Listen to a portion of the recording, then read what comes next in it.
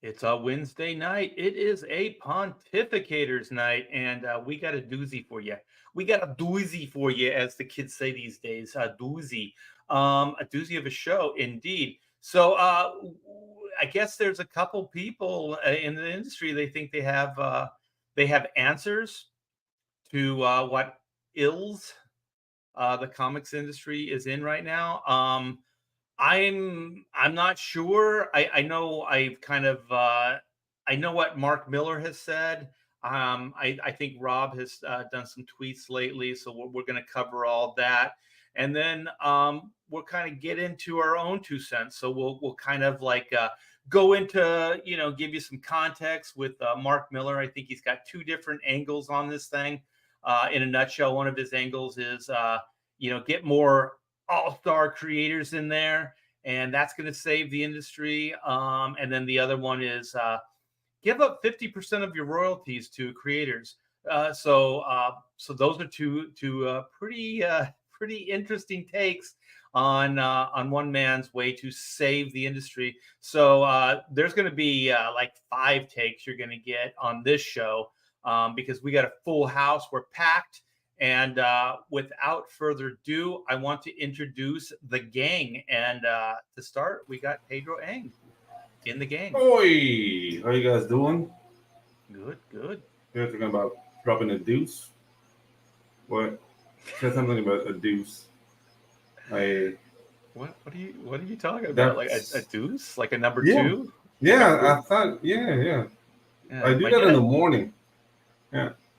So you have to leave now? Is that what? No. I mean, it's not morning now. Right now, I'm completely light. Are you drinking? Oh my gosh, are you drinking? He's drinking the Kool-Aid, people. Yeah. He's drinking the Kool-Aid. All right. So is that caffeine? Stay away from the caffeine, Pedro. Not only does it make you crazy, but it makes you poop.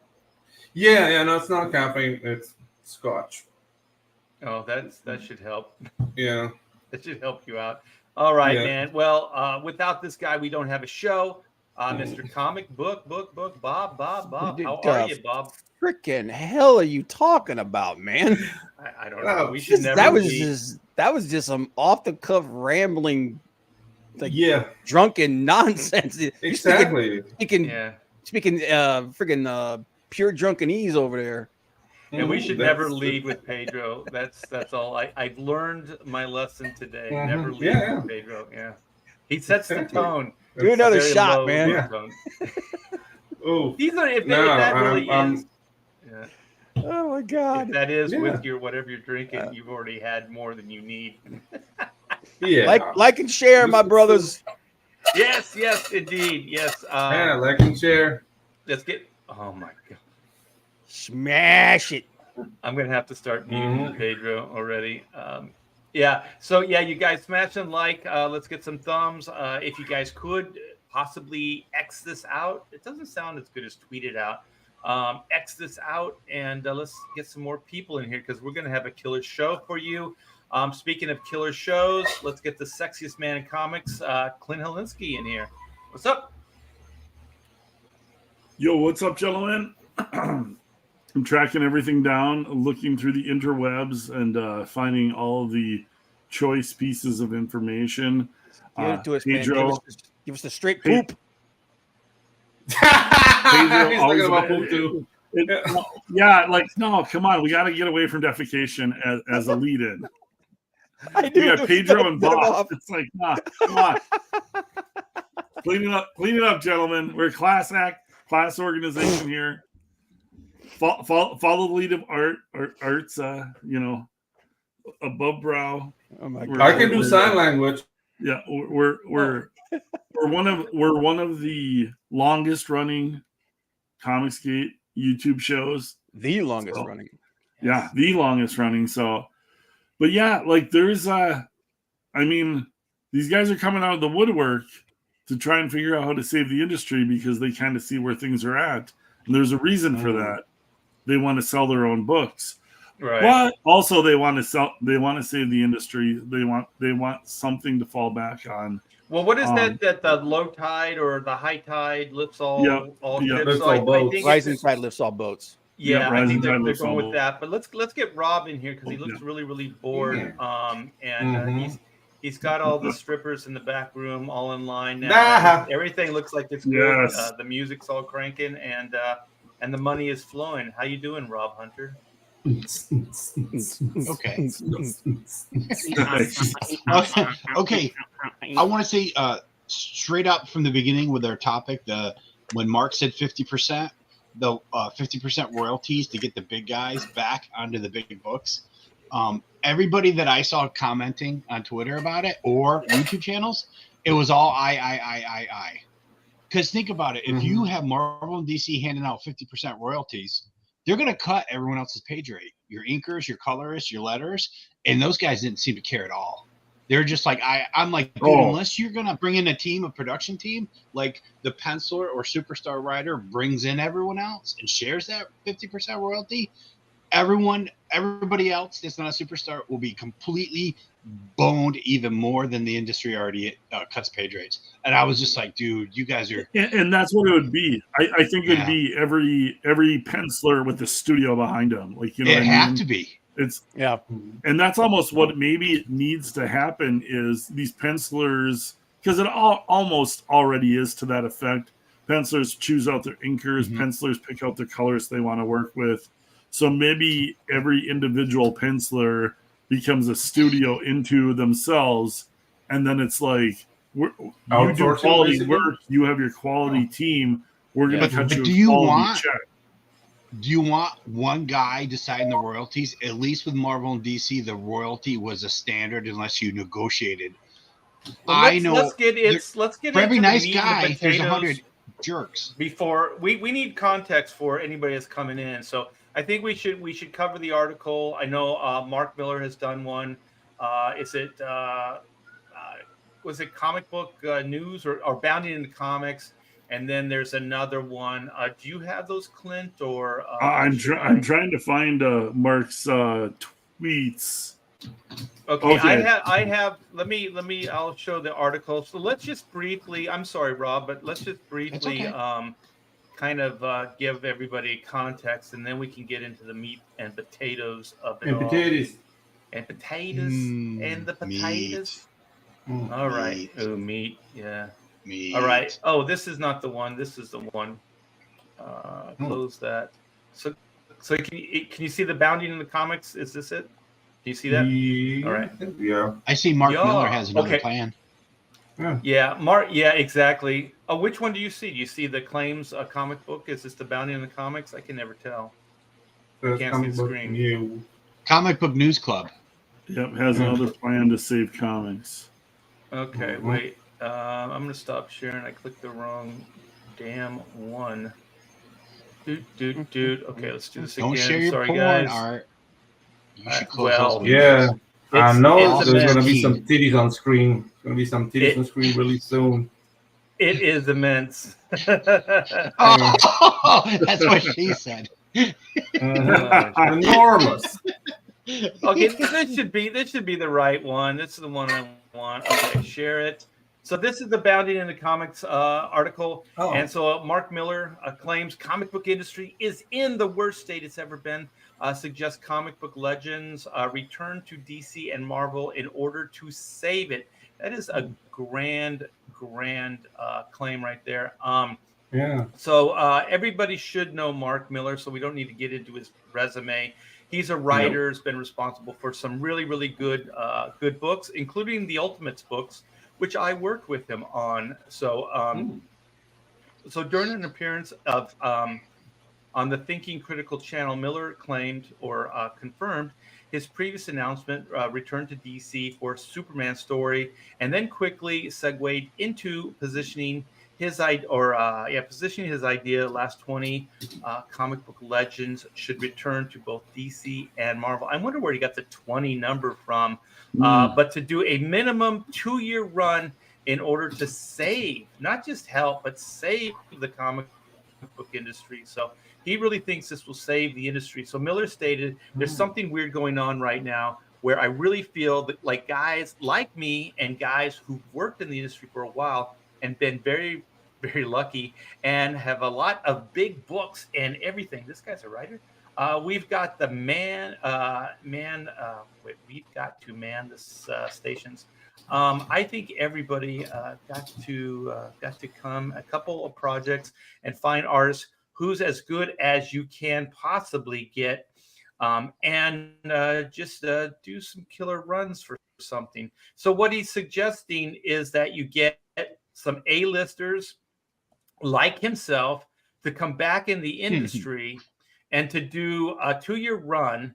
And he's thinking at least 20 different titles for Marvel and DC. I don't know if there's like 10 for Marvel, 10 for DC. I don't know if he's worked out the math yet. But he really does think that if you can get some firepower in there, some A-list guys, then you can get some attention. And according to his words, you can save the industry, not just help it, but you can save it. So if you guys want, this is the Bounding Into Comics article. You can check it out and you can read it in more detail. But that's pretty much the crux of it. I'm very dyslexic, so this reading is very tough for me. So as you could probably have already told or tell. So let me come back, and then we can kind of get into this as like beats, so we'll take this, we'll riff on that, and then we can go into the next article, because Miller's got 2 different plans, and then I know Rob Liefeld has been putting some tweets out there too.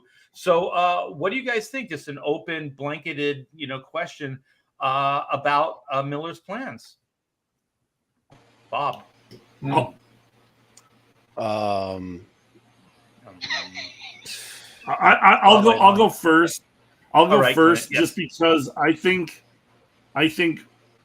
his plan financially would work, but I don't think that Marvel or DC are interested in a plan that works. Well, the thing I think is, I think it would work, but I think it would work in the short term. Well, I don't think it would work in the long term. Right now, like literally, the comic book industry needs a short-term plan that kind of gets some juice going. Like we can worry about 10 years ago when we get there. Like that's the thing, though. The comic book industry needs like a shot to the heart right now. That's the thing is that I don't think that they would follow up on it. Well, I don't. That's the thing that I just said is. Yeah. I don't think the guys running the companies, and that's kind of the way I phrased the title of this stream, is like there's a bunch of guys that don't give a shit about 10 years from now that are running these companies. They are looking to have a soft landing for themselves, and they don't care where Marvel or DC. They don't care about the tradition. If they did, they would have done something already. And like, Mark is using this as juice for his own publicity. It's not a coincidence that this coincides with whatever his Miller World comic that's supposed to be a big deal. He's coming back to do a Superman run.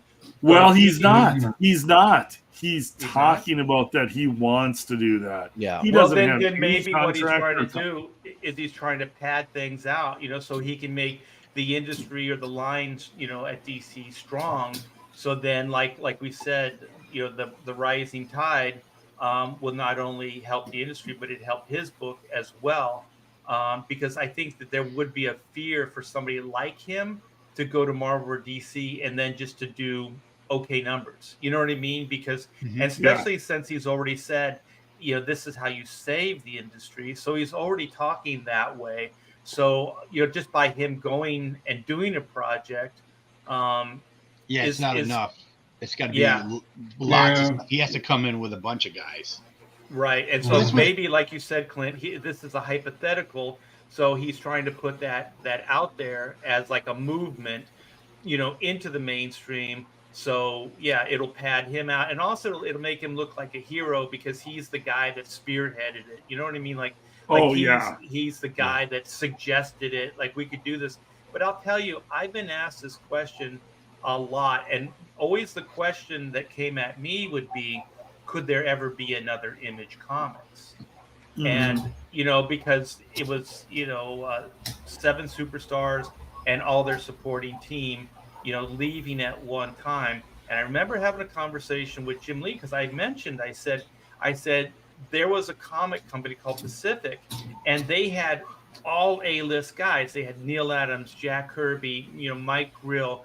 I think Dave Stevens, before he was a superstar, he launched Rocketeer with that line of books. And so they had a bunch of A-list guys, but they did make a little bit of a dent, right? They got some notice, but they didn't do the Image Comics thing. And so I remember having this conversation with Jim Lee, and Jim said the difference between what we're doing and what they did is we're at the top of our game. We're not, kind of like hitting the top and then starting to, dip down.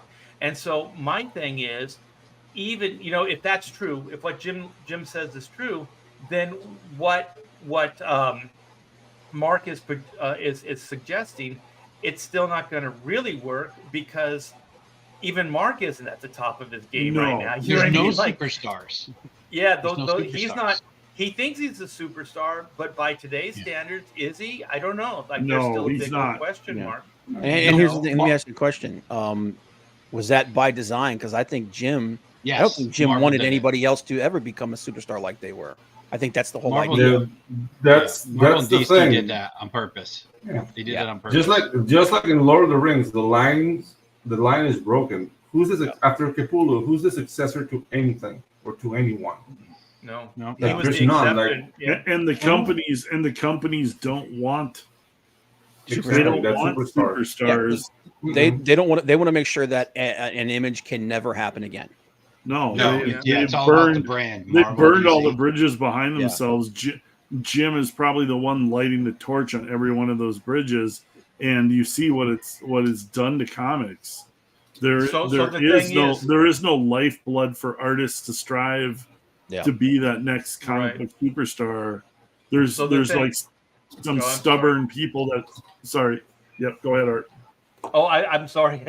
I was thinking like, oh, he's done. I think there's a slight delay in between is what's causing that. Oh, okay.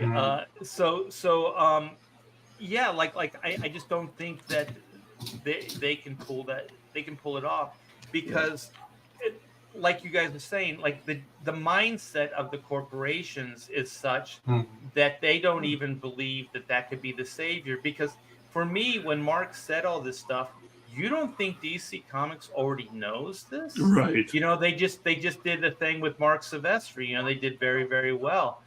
So with the Batman story. So the thing is, Jim knows it. Jim knows the key to success like this.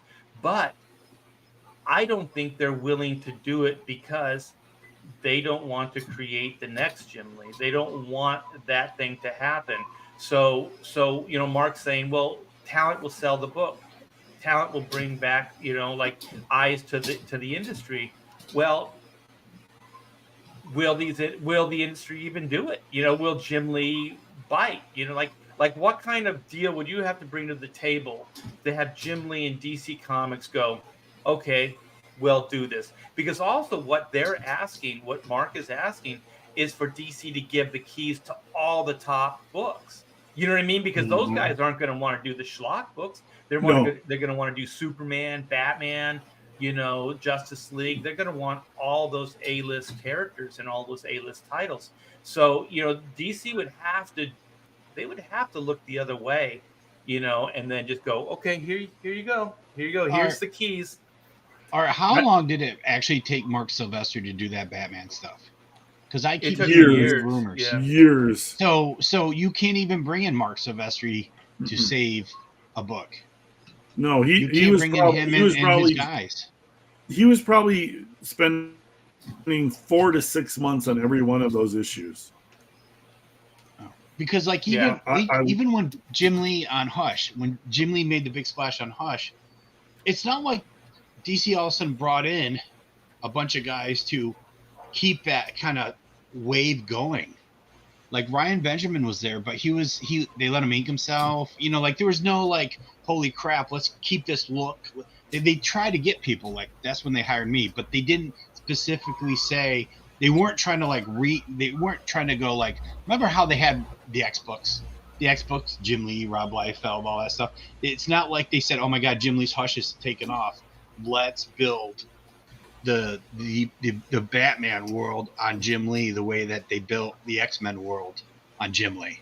They didn't do that. They didn't do that when they could. That's a good point. Like the franchise never. I mean, there was Greg Capullo, but they never went like, let's build this later. Batman franchise like we did the X-Men or something like that. Yeah. So the thing is, like, what Mark is kind of missing is that, I mean, Jim Lee is the guy in charge of DC.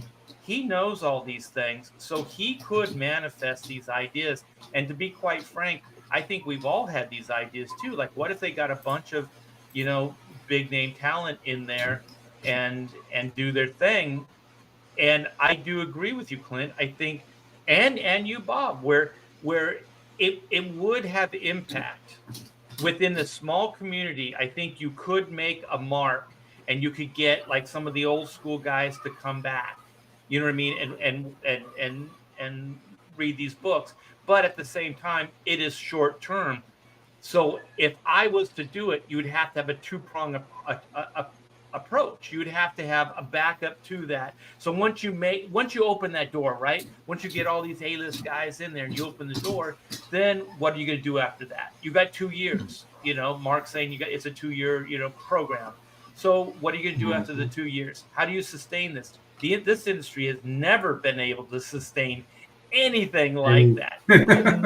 I've never seen this industry be able to just kind of keep it going.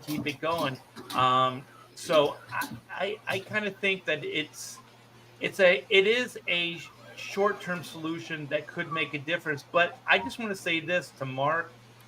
Think about this, Mark. Okay, you keep talking about the glory days. Your glory days are the ultimates. Your glory days are those books, because you're talking about mainstreams, not your creator-owned.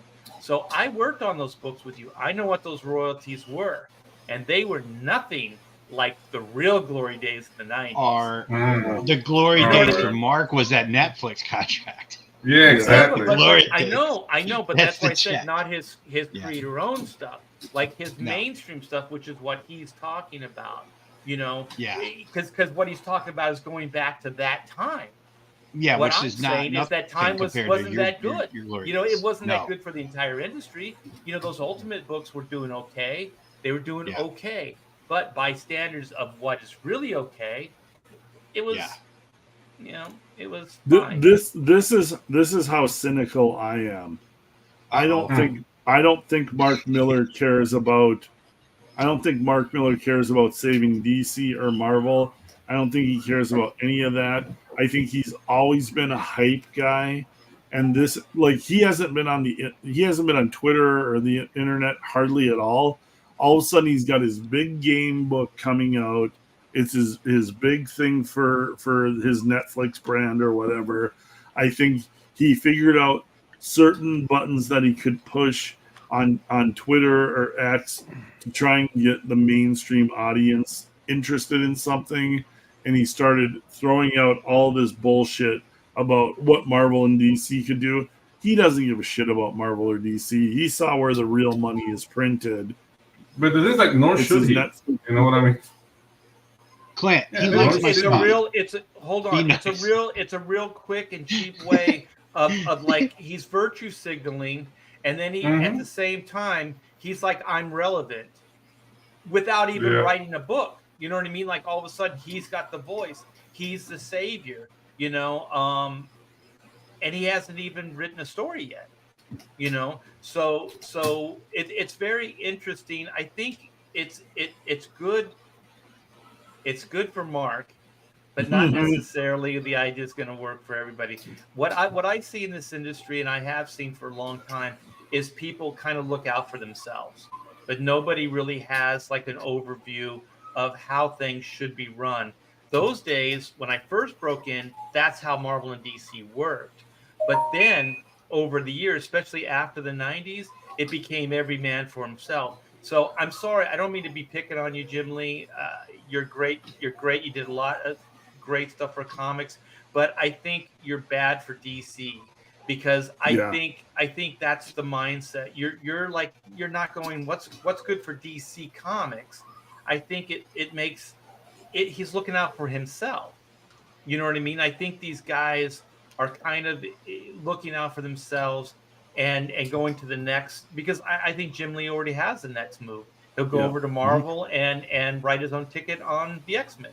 You know, and not just Jim Lee. Like, it's not like CB is doing anything over at Marvel to like fix the industry. You know, it's like it's the head of both of the two major companies are just kind of sitting behind the wheel and letting it coast. As long as there's no blowback on them, they're not going. It doesn't seem like either one of them are going out of their way to fix the industry, to help out retailers, to boost sales. They're just like, as long as nothing blows back on me, we're good. We're not trying to fix anything. Well, do you think there's a contract? Yeah, hold that thought, Rob. What we're failing, and what Mark is failing to even address, there's a guy that works at DC Comics that is beyond Mark Miller, and his name is Jim Lee. So even if Jim Lee wanted to save DC Comics and do what Mark is talking about, he could single-handedly do it. You know what I mean? Like he could easily put himself in the mix and do another like high-profile like killer story. He could even do it with Mark Miller. Like if Mark Miller and Jim Lee got together for a Justice League story. Oh Jesus! You know, with five other artists. With 5 other guys. That kind of sounds like work for Jim.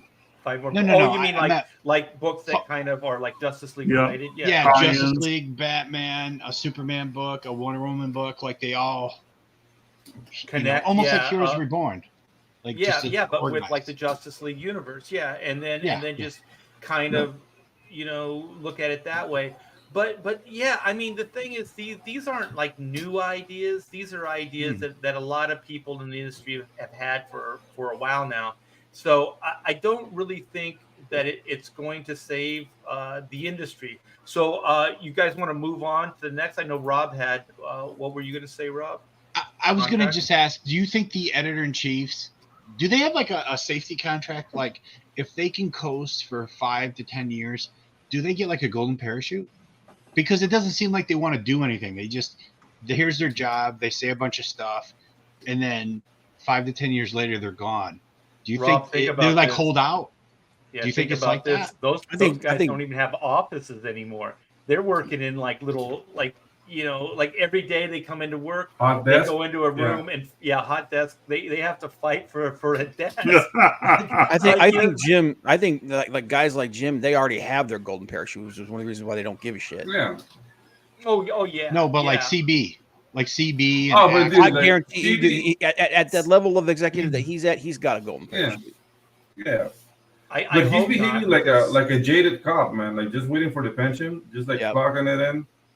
And dude, like the initiative is not gonna come from guys from them. And there's another thing that we haven't talked about. These RPs have been damaged. Are they damaged beyond saving? Is the X-Men? It's not like L magazine. It's fashion. So I don't know if nostalgia can bring the X-Men back. We gotta really think about that seriously. The other problem too is that like, dude, there's so many X-Men now. Nobody knows who any of them are. They don't have there's no personality or anything to any of them. It's a perfect time for an X massacre. Oh God, dude. Another house of them. Another house of them. Just get them all out. But there's something like I actually brought up a question, and a lot of people agree with me. Another element of the problem, I think, is pricing. I think the fact that comics is okay. Yeah, we'll get into all that stuff. But if you guys want to change and go to pricing and stuff like that, we can do that because pricing would also go with because what I was going to do is just like all the great pontificators is we kind of get into solutions. And I was thinking that maybe pricing would be one of those, like we could talk about the pricing and then like how to fix things, which would be obviously lower the price of the stuff. But if you guys want to go in that direction, we can go into that because we still have the second part to the Mark Miller SmackDown that he threw. Yeah, well, his solution. Mark Miller's final solution. Go. So hey Bob, like put a pin in that, and just we'll bring that up, and then we'll kind of bring up, because I do want to get into, like, I think we're really good at problem solving, and I got a few ideas, and I know you guys have some great observations as well. So in a nutshell, Mark's other idea was this one's even, I don't know, I think this one's even more out there than the other stuff. He suggests that the mainstream, and this would be completely self-serving on his part, give up 50% of royalties. So there's a 50-50 exchange. Let me back up for 1 second. Marvel, and Rob will back me on this, they don't even call them royalties. They call them incentives. So they don't even have a royalty program. So good luck with that, Mark. But anyway, he says 50-50. So he's thinking, on a dying industry, Marvel and DC are going to give up 50% of their profits to creators. What do you guys think? It would incentivize all of the top creators to actually start putting an effort in again. That's the one thing that it would do, is you would get top talent. And I mean, it is capitalism at its finest, and the companies would benefit from the sales. The retailers would benefit from the sales. It would give incentive for somebody like Jim Lee or Capullo to get off their asses and like really start busting a hump again. And I believe in capitalism, but like, these companies are not going to do it. It's too extreme for them. They're going to look at it as like, we're just giving money away to creators. They're going to be short-sighted and not see the benefit over the way it would affect the whole industry. And it's like, you need open-minded people that have an incentive to make money for themselves. Like, Jim could go in and just destroy if there was like a 50-50 share of royalties and all of like the top end of it. So it is a workable idea, but it won't happen. It's pie in the sky.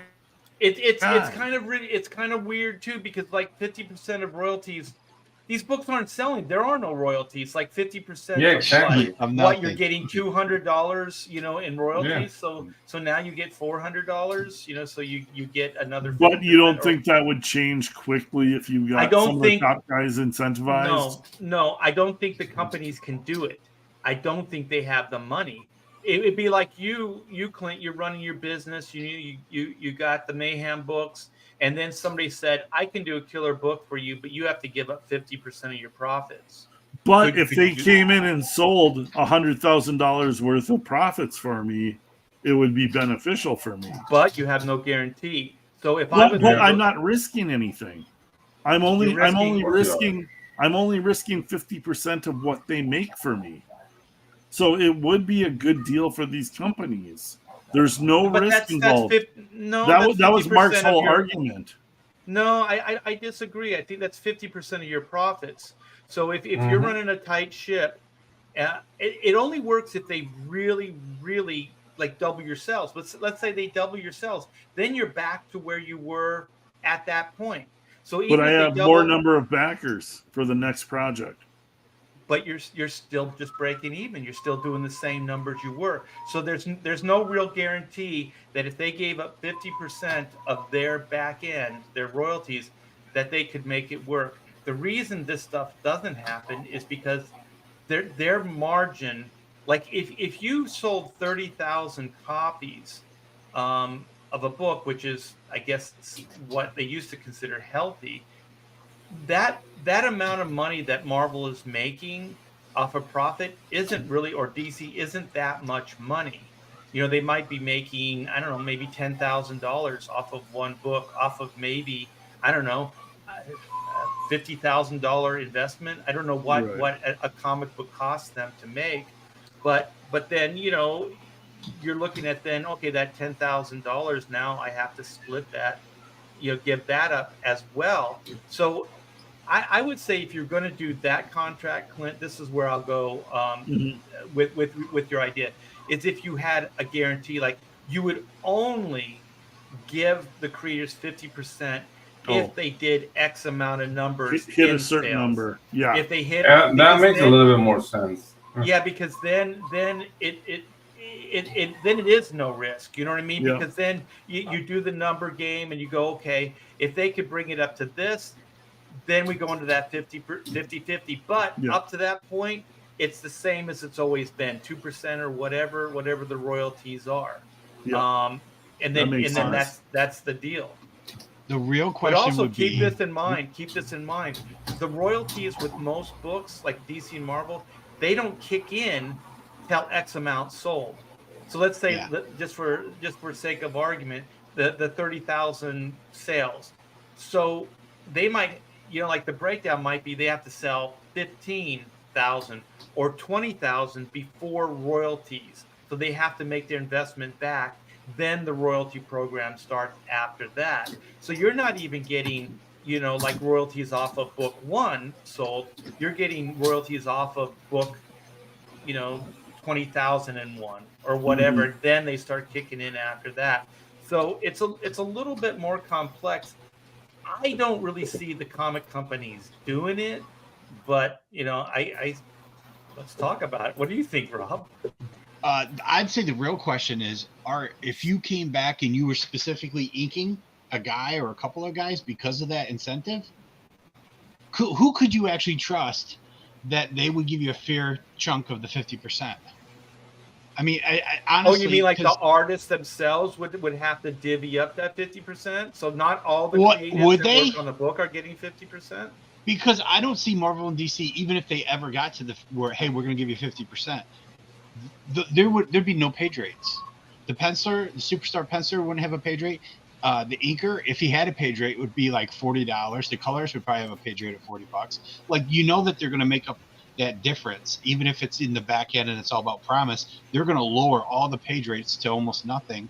Then who would you? I honestly, I've worked in this business, and most of the people I worked with in the beginning were a lot nicer than the people that I worked with in 2010, 2015, 2020. Yeah. I don't know how many people I would trust to go, I know that I'm going to make this guy inking. I'm going to make this guy look as good as possible, and he's going to give me a fair share of that 50%. Yeah. Well, if my contract was with another creative, if like my contract was with the penciler, then I would say, hell no. It would have to be through, the company. So that these are good questions because, Mark says 50%, but is he just talking about writers? Is he just talking about pencilers? Or is he talking about the entire team? Because if he's talking about the entire team, now we're really talking Marvel and DC are not going to do this because they're giving 50% of royalties, off of X amount of books sold to everybody. I can't see how they could do that financially. No, they can't. There's only two 50%. That adds up to 100%. No, so it has to be but I mean 50. Right. Financial facts. But they would have to. I know. But what I was trying to say is like that 50% then would still have to be split up. But I would rather it was the company that did it versus an individual. So, but they wouldn't. They really wouldn't do that because then they're not really would be precedents. They're not going to get A-list guys to support the A-list talent. You know what I mean? Well, you're going to get what Greg Capullo's doing right now. Jonathan Glapion's not inking them because Jonathan has drawn some Spawn, and Greg is just inking himself not as good as 9 other inkers who could ink him. Greg would just do it himself. Get that whole 50%. Exactly. Well, that's what's happening industry wide is like the page rates have dropped so bad. Inkers are just figuring out how to ink themselves because they know they can get the gig. Pencilers. Pencilers are trying to ink themselves because they know they can get the gig off of their pencils. And then why am I paying an inker because the page rate is so low? So that's already happening right now. Yeah, and the books would come out even slower. I'm sorry. The greed factor is always there, right? So so if you're relying on the talent to give you some kind of bonus or whatever, at that point, then you are completely working as an independent contractor, So then DC would be basically hiring a guy to oversee a creative team to work on the book. You know what I mean? And that's taking it out of editorial's hands. I don't see that happening either, because whoever's getting paid, like if I'm getting paid by DC, then I'm loyal to DC. If I'm getting paid by Greg Capullo, then I'm loyal to Greg Capullo. You know what I mean? Like that's the bottom line. You're going to be loyal to whoever's paying you. And again, that was Heroes Reborn. CB. Oh, sorry, Rob. Go ahead. I'm sorry, dude. No, but that was Heroes Reborn, right? Heroes Reborn, the contract was with Jim Lee and Rob Liefeld, and then they produced it. Yeah. And this goes right into the point I was going to make. Jim Lee already knows this. CB already knows it. They both been on both sides of Heroes Reborn. They know they can get an art team on there and pay them a percentage of profits off of this. Like this has kind of already happened with the Heroes Reborn is the perfect example of what Mark is trying to kind of talk about that would save us. Save them, not us. These guys know this backwards and forwards. They don't want to do this. They're choosing not to do this. They're sitting back and they're kind of letting, I don't know if they don't think it'll work or they're just like, let's let this play out and just ride it out for as long as we can. I don't think they'll think Mighty it works. Mighty Joe says standard rule of Batman sells 100,000 copies at $5. That's $500,000 every month. It could work. Yeah, but we already covered that. It could work, but for a short period of time. It's not. It's not $500,000. It's the comic book stores get what 40% discount. That's so. And then Diamond gets their piece. And then DC gets their piece. They're 40% cover. Very small piece. So you would be getting 50%. You'd be getting 50% of what DC gets. So you get 50% of 40%. So it's really 20%. Yep. My head. And you figure out that math for us, Rob? Yeah. What? Well, he runs financial Rob, baby. He runs the strip joint. Well, I was a hedge fund manager. And I burned out. Oh, there you go. It was the Coke. I had a problem with Coke. I thought you were. My second job was comics. I see. Yeah. It was great while it lasted. When you think you know people. Yeah, I don't see this working overall. I think it's Mark's. Mark's pie in the sky. I do think this is good for Mark Miller. I do think it makes him look like he's thinking about everybody else. He's thinking about the industry. But I'll tell you, you guys want some really good inside advice? Watch this show, because I think we give way better. Because there's 5 of us. Sometimes there's even more, and we go round robin. So if one person's full of shit, the other one will set them straight, and then we'll get to some kind of coherent answer and solve I'm thinking the that problem. personally. No, you're part of the solution, dude. Okay. I thought I was the one full of shit. Okay. Keep going. No, I think we can all be full of shit. I mean, Rob pointed out, that the half thing, if it's $5 and it's $100,000. Yeah. Like the total profits. Yeah. The thing's already. That. Yeah, already $5 for a 22-page book. Yeah, but it's not DC's profit. It's not all theirs. Well, let's bring in Todd. We got Todd Mulrooney. There he is, Todd. I hope you're doing late to the party, Todd Mulrooney. Yeah. Yeah, I hope you're caught up, because we've gone into so much stuff, man. See what you did to Rod? Yeah. Well, Rob's got to take care of his hose in the back room. Yeah, exactly. I always think his office looks like all those nightclubs I used to play in when I was in a band. Like it looks more like an office. So I always think like just beyond that wall, there's a stage and there's some stripper on the pole. Can you imagine right now he's like coming to the stage, Destiny, give it up for Destiny. Those girls got to cash in their ones. Yeah. Yeah, and but yeah, so we're basically, Todd, we're talking about Mark Miller's problem solving for the industry. His first one was we'll bring back some A-listers for 2 years and give them some major titles, and they're gonna, just by their sheer existence on the books, it doesn't matter how good or bad they are, just them doing these books is going to increase eyes. And then his other one was royalties, giving up 50% of royalties to the creatives.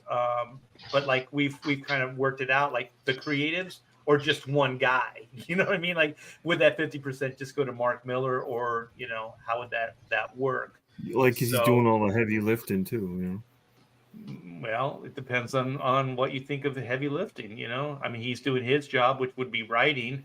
He's not creating anything necessarily from scratch. And then there's, the penciler, and then inker colors. So, and then there's the whole distribution chain and the LCS cut, and it's not going to be 50%. I think it's funny where you see, like, when you say A-listers, and there's plenty of those really good guys out there. And they're doing black label books. If you look at all the names, don't take this the wrong way, but if you look at all the names in all the regular books, they're all from like Italy, the Philippines, next door to Pedro. Yeah. They're all from all over the place. And they're not, and those by no means are not untalented artists. It's just, they just don't know English. I'm just talking about the page rate.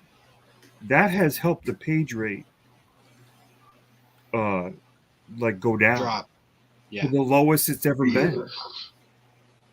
But there's always been that. There's always been like the Filipinos coming in, or the Spanish coming in, or the Brazilians coming in. Okay, I would be insulted, but it's true. There used to be sort of a formula. If you were on an A-list book, if you were on an A-list book, it didn't matter where you were from or who you were. You got paid that amount of the A-list book, right? Depending on your years of service. With scanning and emails, now you can get all the foreign talent you want. You don't have to pay for FedEx. You don't have to pay for any of that. Just we're going to email you those files. That's why there's more than ever. So it makes it even cheaper. Like, that saves money in the here and now. But these are not necessarily A-list talent. So they don't care.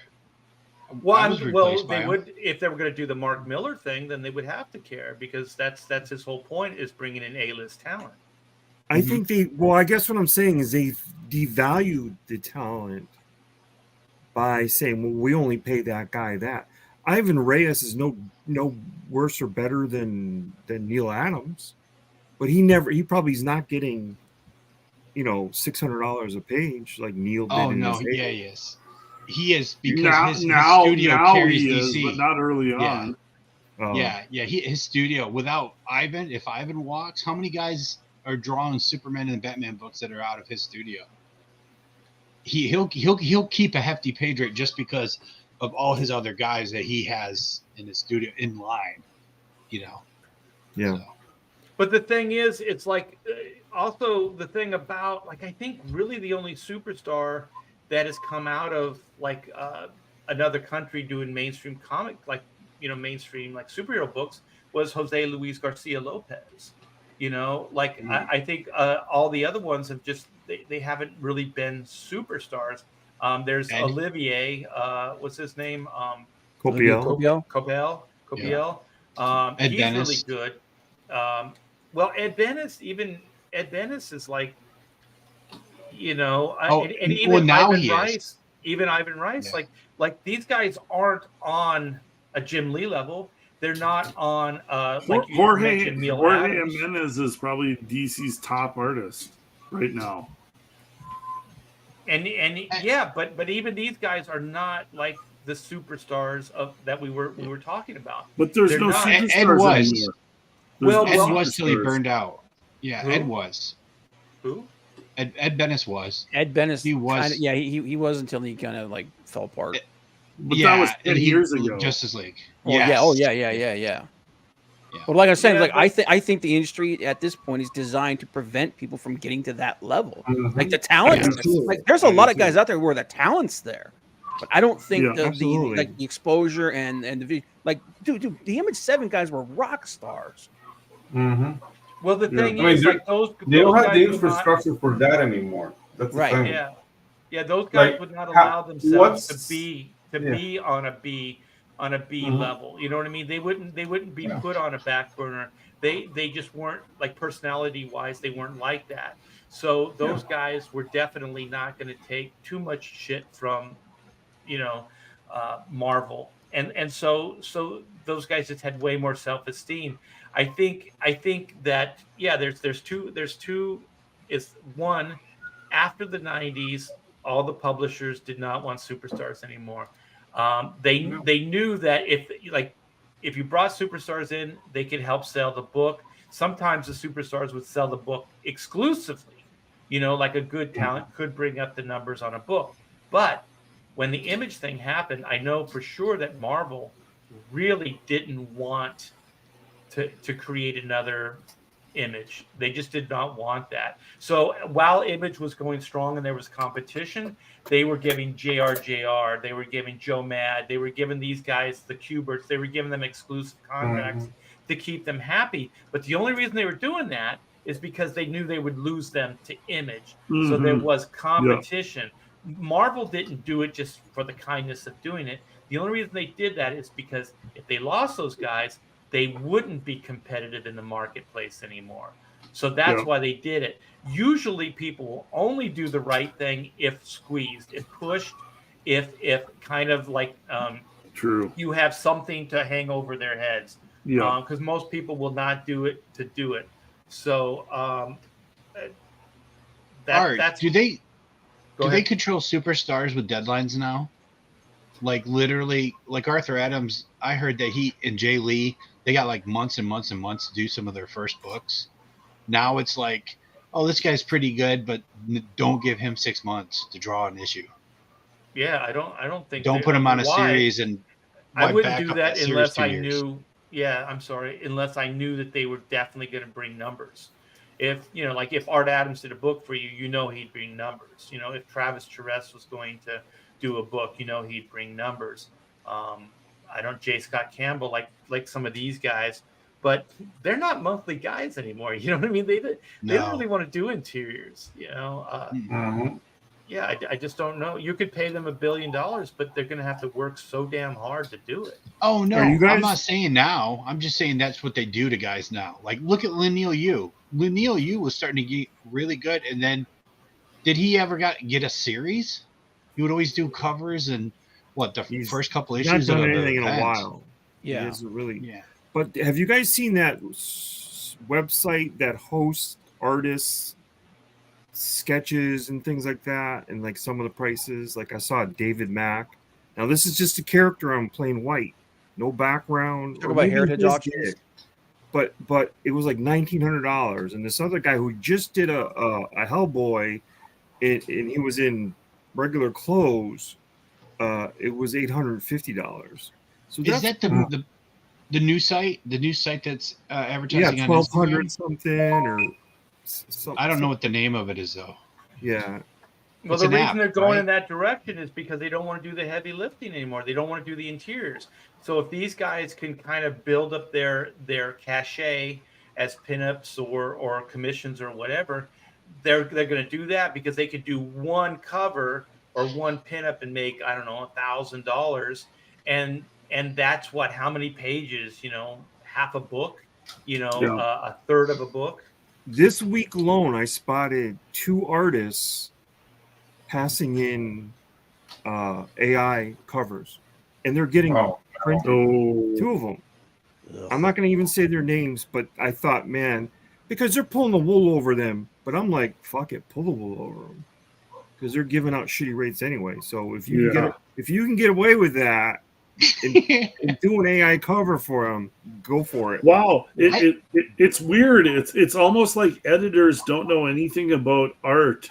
And you can just slide anything past the editor, and as long as they're hitting their deadlines and they're not like getting any grief from anybody, an editor will just pass anything along and not know anything about what's going on in comic book art. That's hard to believe. I know from a lot of you guys that are longtime pros. It wouldn't even take that much work. I went back like a year in the guy's timeline, and I'm like, there's no fucking way you made that jump to painted covers. No, it's all bullshit. But the thing is, like, if like back on the Miller thing, if DC or Marvel, well, especially Marvel, if they really wanted to bring up sales, what about that John Byrne X-Men story? Oh God! Oh God! Oh, like, come on, man! Right? You put a nice inker on that Elseworlds or whatever the hell he's been doing for the last 2 or 3 years, where it's the X-Men and the Savage Lands. Yeah. The art, the pages are gorgeous. Now, thank you, like Clint. John always wants to ink himself, but what was that, Rob? Hey, you said a nice inker, so I took it. Oh, a pat on the back. Yeah. But really, like those books would just fly off the shelves. Okay, well, Randy Howell's saying, I think Marvel already approached. Yeah, but everybody has a price, even John Byrne. So I would just keep going after John Byrne, and I would give him whatever he wants. I would pay him whatever he wants. There's no way he's going to decline. Everybody has their price. Yes. So that's what I say about that. But the thing is, I think we've already established that this stuff is all short term. So let's say you do exactly what Mark Miller says. Let's say everything's awesome, right? You get 20 titles, and you have A-list guys doing the 20 titles, so 10 for DC, 10 for Marvel, right? Mm-hmm. So then they're doing these books. Okay, well now, what we haven't talked about, how do you get those fans back, right? Like, how do you advertise getting those people back? How long would it take? Would people even come back after being burnt as bad as they have? What's that, Todd? Can I say something? Look. No. Go ahead. I didn't think you'd stop. The movies aren't breeding fans. And if they can't, or anything, any of the other media aren't breeding fans for whatever reason, right? If you can't there's a reason. If you can't do that way, but all I see is manga everywhere, then there's something that's not translating about American comics. That's a great point. It's a great point. When you have $1 billion, like $15 billion or whatever franchise, which is Marvel, entertainment, like the theatrical stuff, right? And you cannot bring people from that over into comic books. Well, then what chance does Mark Miller have? What chance does any of us? Well, can I throw a little bit of truth at you? And this is true. No. When I was young, I didn't drink because what I would think of is that's $5.50. That's a comic. I can't drink. I'll never be able to buy drink water. You know what I mean? I didn't drink alcohol because of the expense. When you were a child, you didn't. When I was young, like 20, 21, 22. 19. You said 19. How dare you, sir? My mother worked at a bar, so I could have drank if I wanted to. But I didn't spend my money that way because that was, that's just a waste. So I think kids look at comic book prices these days and go, no fucking way. No, yeah, it's just exactly. I'd rather buy brownies. Yeah. I'd rather buy. When I was young, Todd, I can relate to that because like I would go to the comic. Well, it wasn't comic. It's like a liquor store or whatever, supermarket, drugstore. They all had candy and soda, right?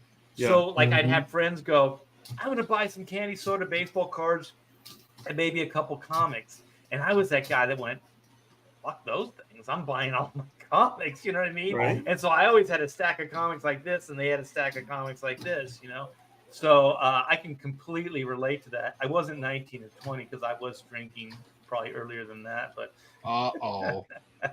Todd. Well, you know what? Monthly books on HBO Max and Disney Plus.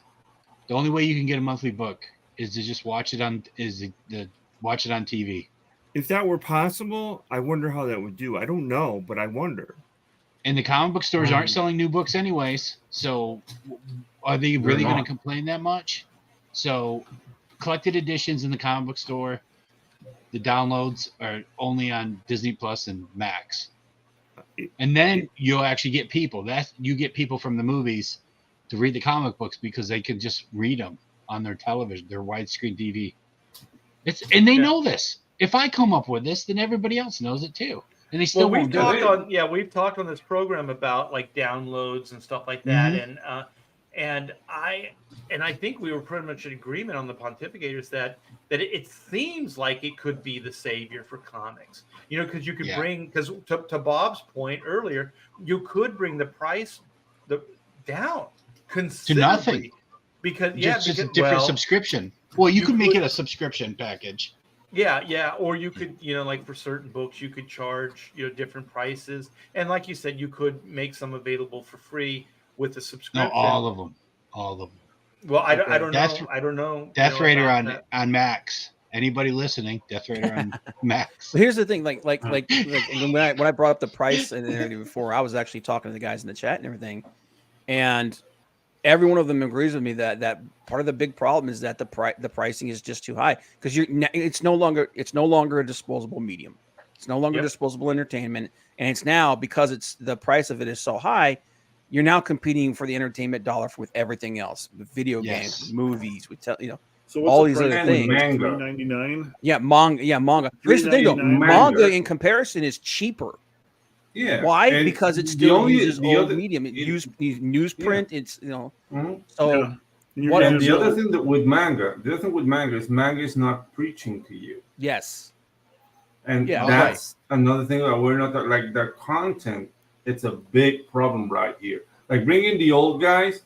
Are they still gonna have the editors that force that diversity stuff? Like what kind of stories are they gonna give us? Yeah, good point. You know what I mean? So that's the thing. Like they need to take care of the cancer first, clean house.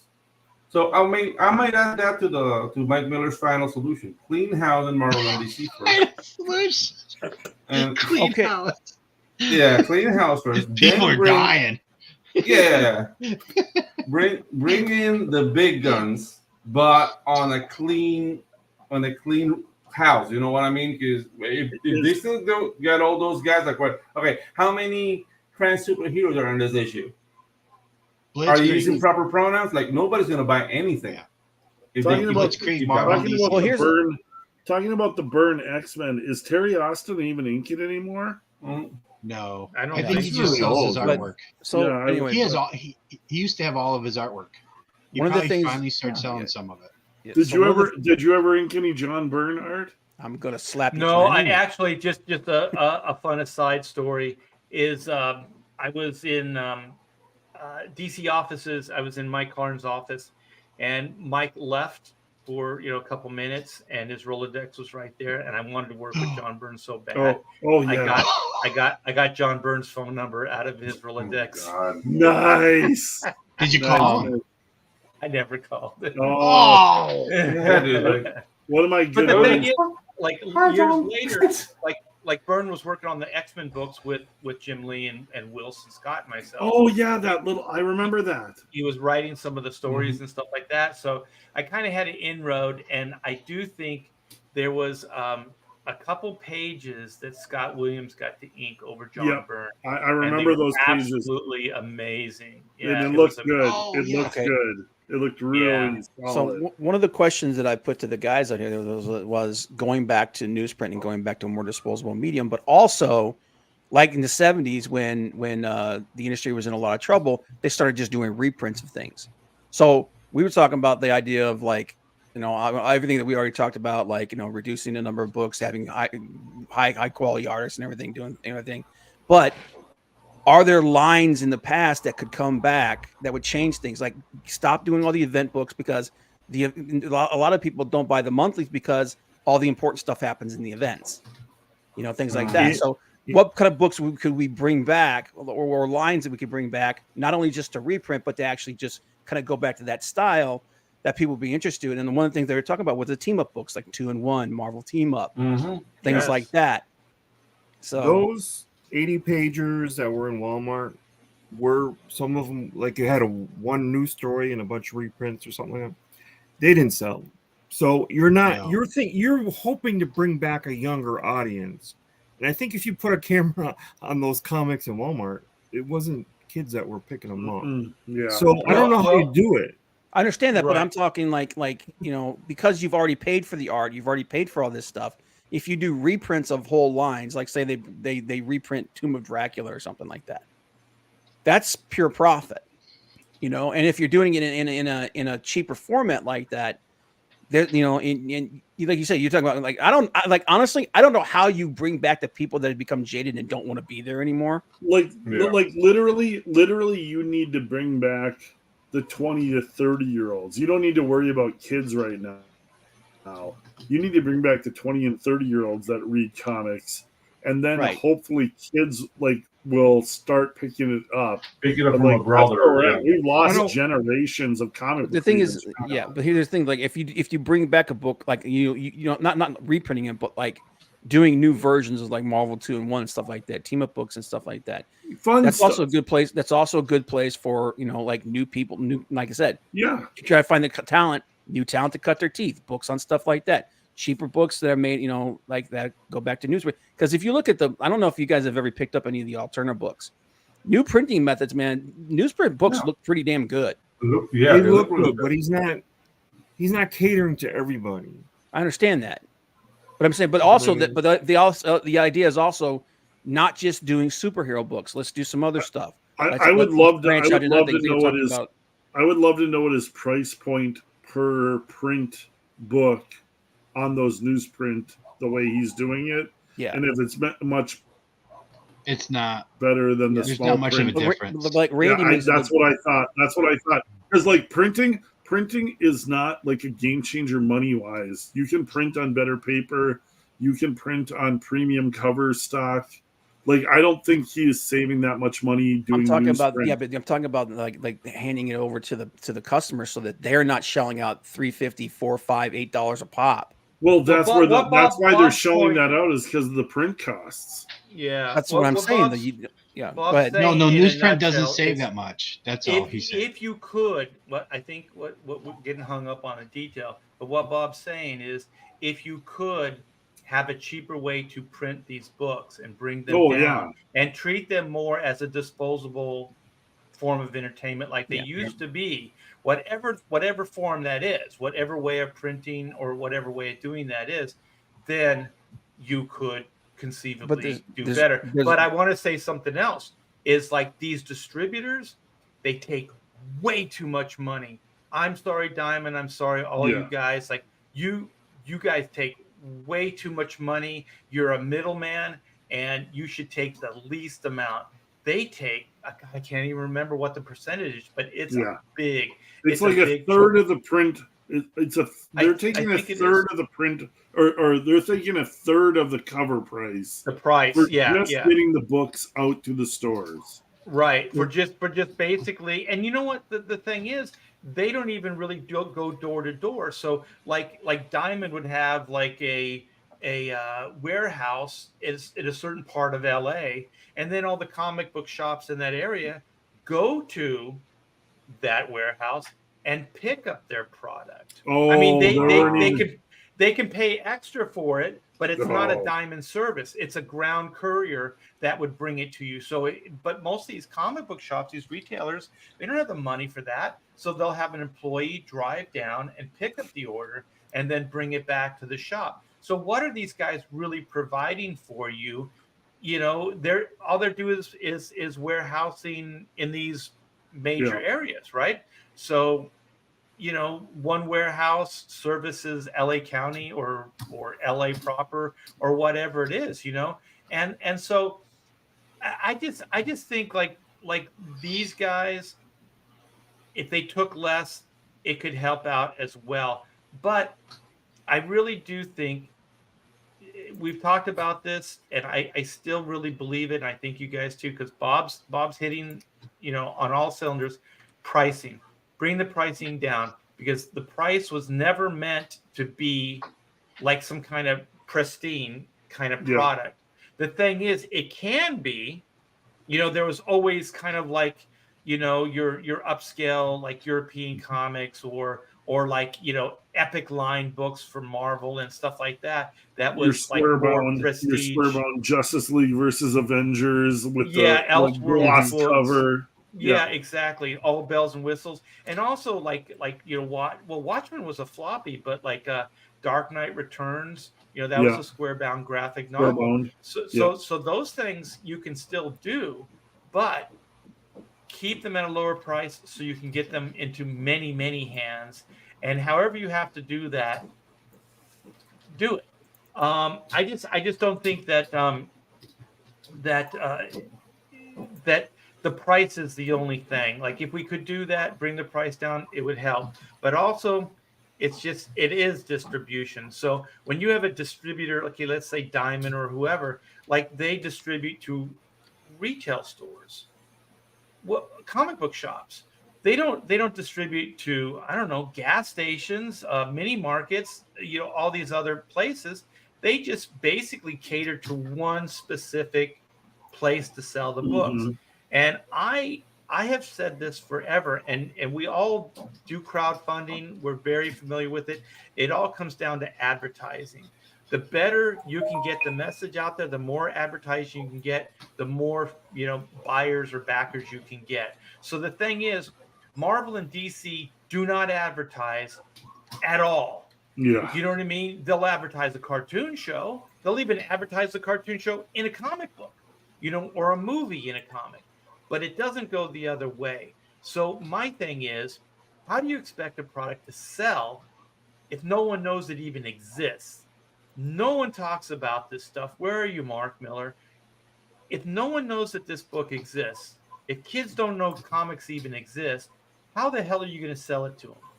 And I know that Clint, you talked about, the 20-somethings, but, I'm thinking these were always meant as kids, form of entertainment. So I'm saying, don't limit your market, still make those books for the 20-somethings. You got your graphic novels, those things for older readers. But man, like, Spider-Man should be for everybody. Spider-Man shouldn't be all angsty and like adult. Spider-Man should be easy access, just pick it up. Every 8-year-old kid should be picking up a Spider-Man comic. Yes, I agree. And how come they're not? How come every kid is not picking up a Superman? I've heard all the arguments. Oh, well, you know what? You have video games. You have this. You have that. You know what? Entertainment has always been competition. Like, when comics came out, there was radio. They had radio adventures. They had Lone Ranger. They had the Green Hornet. They had the Shadow. They had those things, right? There was still competition for comic books. Then TV. TV was competition for comic books. Movies have been around for a long time. They've been competition for comics. But how come all of a sudden, like, video games? Like, I hear this, video games. Well, why? Graphics. If you could, and I'm trying to be the front runner here, but if you could highlight Spambot's comment. Oh, I said Clint's very well versed in that. Oh yeah, I'm trying to do everything I can to save comics, and I'm trying to do it for all of us. Yeah, dude. Yes. I mean, I Thank only you, Clint. care about comics. Thank you. I care about the fans. I care about the creators. I don't think Mark Miller even cares about as much about saving the industry as I do. Clint is the originator, the emancipator. He's the Little Richards of comics. Yes, I'm doing everything I can to save comics with big tits. Yes. Yeah, exactly. And tits are his instrument. Yeah. Good vibes. But yeah, you have to advertise these books. You have to advertise them. Mm-hmm. You have to make these accessible to people. And video games, it's competition. But once again, like Bob said, if you could bring the price down to where it makes so much sense for a parent, with a small kid to go, well, here, you've been good today. Here's a comic book, or a comic book adventure that goes with the video game. And there's been video games for the last 30 years. There was video games competing against comics in the 90s. There's been video games competing against comics in the early 2000s and the 2010s. It hasn't killed off comics. No, but it's slowly been comics away, can compete. It's taking a little bit of a bite, but comics can compete. But you can't just throw in the towel against video games. Like no. Well, there is. You look at Atari. You look at Atari 2600 graphics. Now you look at the graphics of today. The graphics of today are hyper realistic. You're playing a movie. There's more textures than there are in real life. But comics are still around. You're comparing apples to kind of. Okay. You're not comparing the same product. Like it doesn't even make sense because there have been movies that have been around since comic books, Flash Gordon, Tarzan, all these things. No. The thing is, that's not what I'm saying. What are you saying? There's only so many. I'm saying there's only so many dollars every month. There's only so many dollars. Are you going to spend them on a video game that you can play for 40 hours, or 100 hours, or comics? If a comic book is $1, if a comic book is $2, but they're not. That's the problem. But they're not. They're $5 I know, but what we're saying. That's what we're talking is we got to get the price point right again. Bring the price point down. Make it accessible. Free. Well, another thing. And also, but there's also like income available for video games. Like AAA video games are $60 a box starting. Okay? Jesus Christ! I've been trying to say the same goddamn thing for 20 minutes. Hey, Bob, I'm in line with you. It was just Rob. Oh, it was me. I'll take a break. All the thing is we talk about how to get interest from kids back into these things. Put a QR code on the wait, where the hell did it go? Put a QR code on the freaking video game. If like the storyline elements from the video game, put a QR code on this so they can download a trade paperback. Have comic tie-ins to every video game that you can. Every one of these animated shows and stuff before it starts. Put a QR code on there that they can go and download the friggin' comic that they're doing in the friggin' episode. That's how you start getting young kids back into these things like this. You make them actually give a crap. And I mean, there are companies that are doing that. I've worked on video game comics for that are tie-in things and are even digital things with like what you're talking about, QR codes.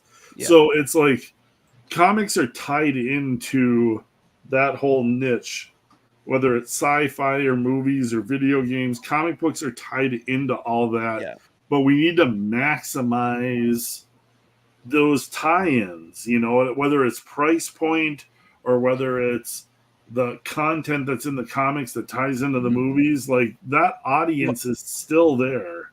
Yeah, for instance, an idea I was thinking about is like the last Spider-Man game that came out, the Spider-Man 2 game that just came out. Oh, it's basically the it's the Venom story, right?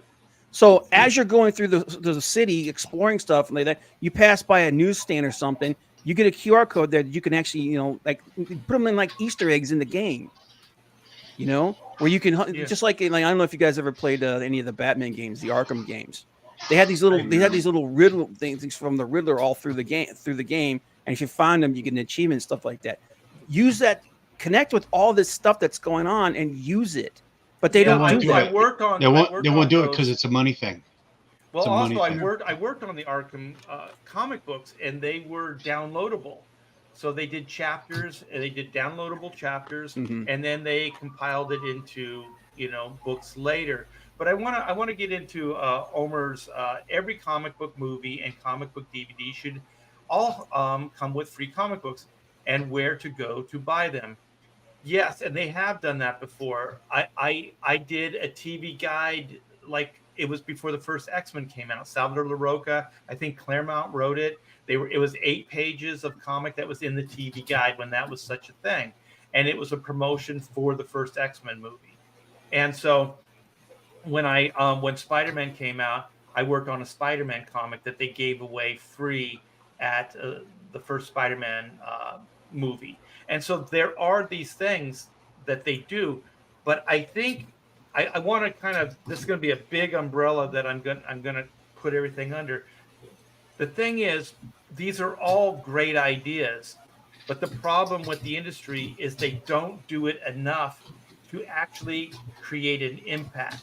So if you give away a comic every once in a while, like every couple years, whatever, when you have a big movie, right? It's not going to make that much of an impact.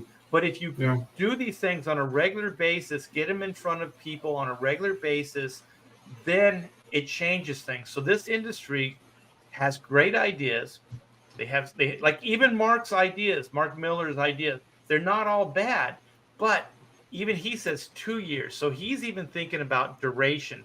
These things have to go on for a long time because to change consumer habits, they have to see things over and over and over again. And things have to constantly be building, right? They can't just always stay the same. So every time you do this, hopefully you're building and you're building and you're building. The problem with the industry is it's always short term. They try something and then it doesn't work out instantly, and then they get rid of it. Like DC had a big with the New 52. They had the day and date or whatever they had, like downloadable comics, right? And so they did all this stuff, and then they advertised too. They had some commercials. But the thing is, you do it for 6 months. Who cares, right? 6 months is barely enough for anybody to pay attention to. But if you do it for 6 years, then all of a sudden you've trained customers, you've trained an audience to go to their computer or download that app and then go to the site and download the comic books. You have to train the consumer. You have to teach the consumer how to and where to get your product. They don't do this. Retailers and the comic book industry, the publishers, they all think these things should sell themselves. They all think that. Like even stuff like what Miller was talking about. He's like, well, if we can just get some new talent on there, we'll get some A-list talent, then we're going to bring back people. Well, how are those people going to know unless you advertise? You have to advertise that you have these new creators. And does this have any impact on the mainstream? Like anybody that doesn't read comic books? Does anybody care if Mark Miller is coming back to Superman? No.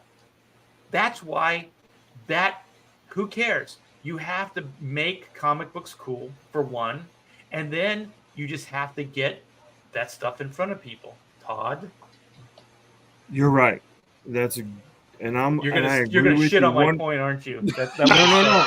Because I think there's a bigger problem. Only in the fact that you were touching on it, but the industry won't admit there's a problem. Yeah, that's a big part.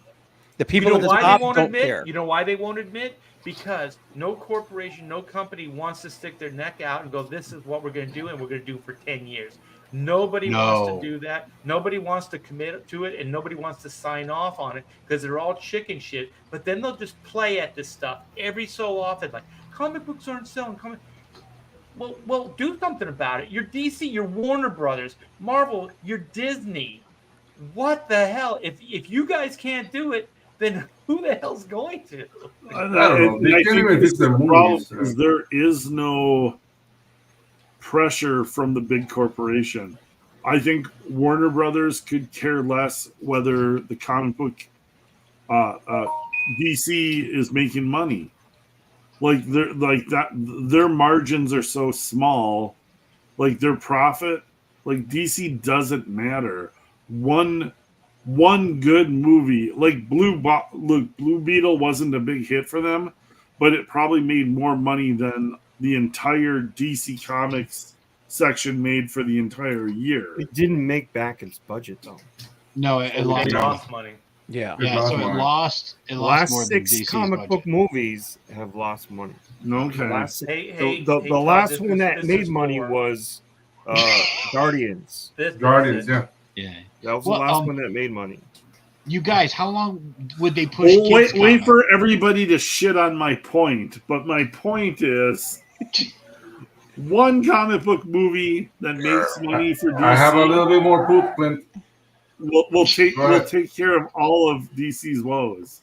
Yeah. Yes, well, you completely make the point. True. But I want to read Jerry Roscoe's. Okay, Remember the comics, TV, movies, merchandise arms of these mega companies, DC, Warner Bros., Discovery, are all separate and run their own business. So they don't worry about helping each other. That is true. And the big crime is you can get any kind of Marvel shirts, paraphernalia you want at Target. You can't get one comic book. You know what I mean? Like, what the hell? Yes. Yeah. Well, it's even like the Arkham Asylum, the video game. There's no QR codes because who's going to pay for that?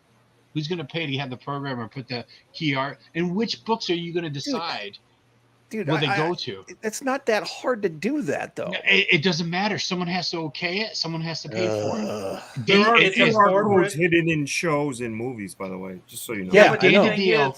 But Rob makes sense. I know people at Warner Brothers. I know these guys. These things don't cross over. So budgetary, they're looking at their bottom line and they're going, I'm not going to absorb this cost for this QR code. You know, you do it. You want it. I don't care. You know, and you pay for it. Right, the comics industry, we don't have the money. You have the money. We don't have the money. So this stuff goes back and forth, back and forth. Yeah, it's absolutely crazy. I'll give you on that point, Rob. I remember I was out to dinner with a bunch of creatives, and Gareb Shamus was there, and so we were talking similar stuff like we're doing now, right? And then Gareb was like, he could tell my frustration and my passion, and he's like, well, you know what? I propose to Marvel and DC that we run national ads, you know, for comic books. And I said national ads for comic books as all comic books. He goes, yes. And I said, so then what, like Marvel, DC, all that? He goes, yes.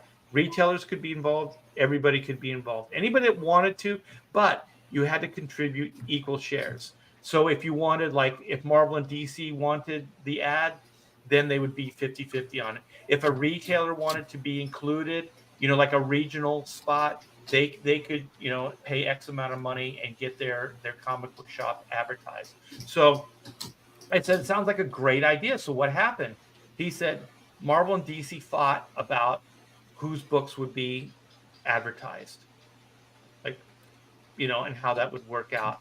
And I said, but you're just advertising comic books, right? He said, they fought over what comic books. He said, so they just wouldn't do it. So these are like the little petty squabbles that happen. Like, why bigger things don't happen? Well, this is why. Yeah. Why haven't Marvel or DC gone after the AI generated apps like Midjourney and stuff? Because they're putting the actual Superman symbol on generated art. So those are trademark things. So why can't they go after them and say, for every time you do that, we want 10 cents for every image? Because they have to spend money. They have to spend money on a lawyer to go after some untouchable internet dude. No. Midjourney is like $99 a year. So they're making money. He's talking about the companies that make the AI programs. Yeah. But they probably have a legal loophole because they're not making those images.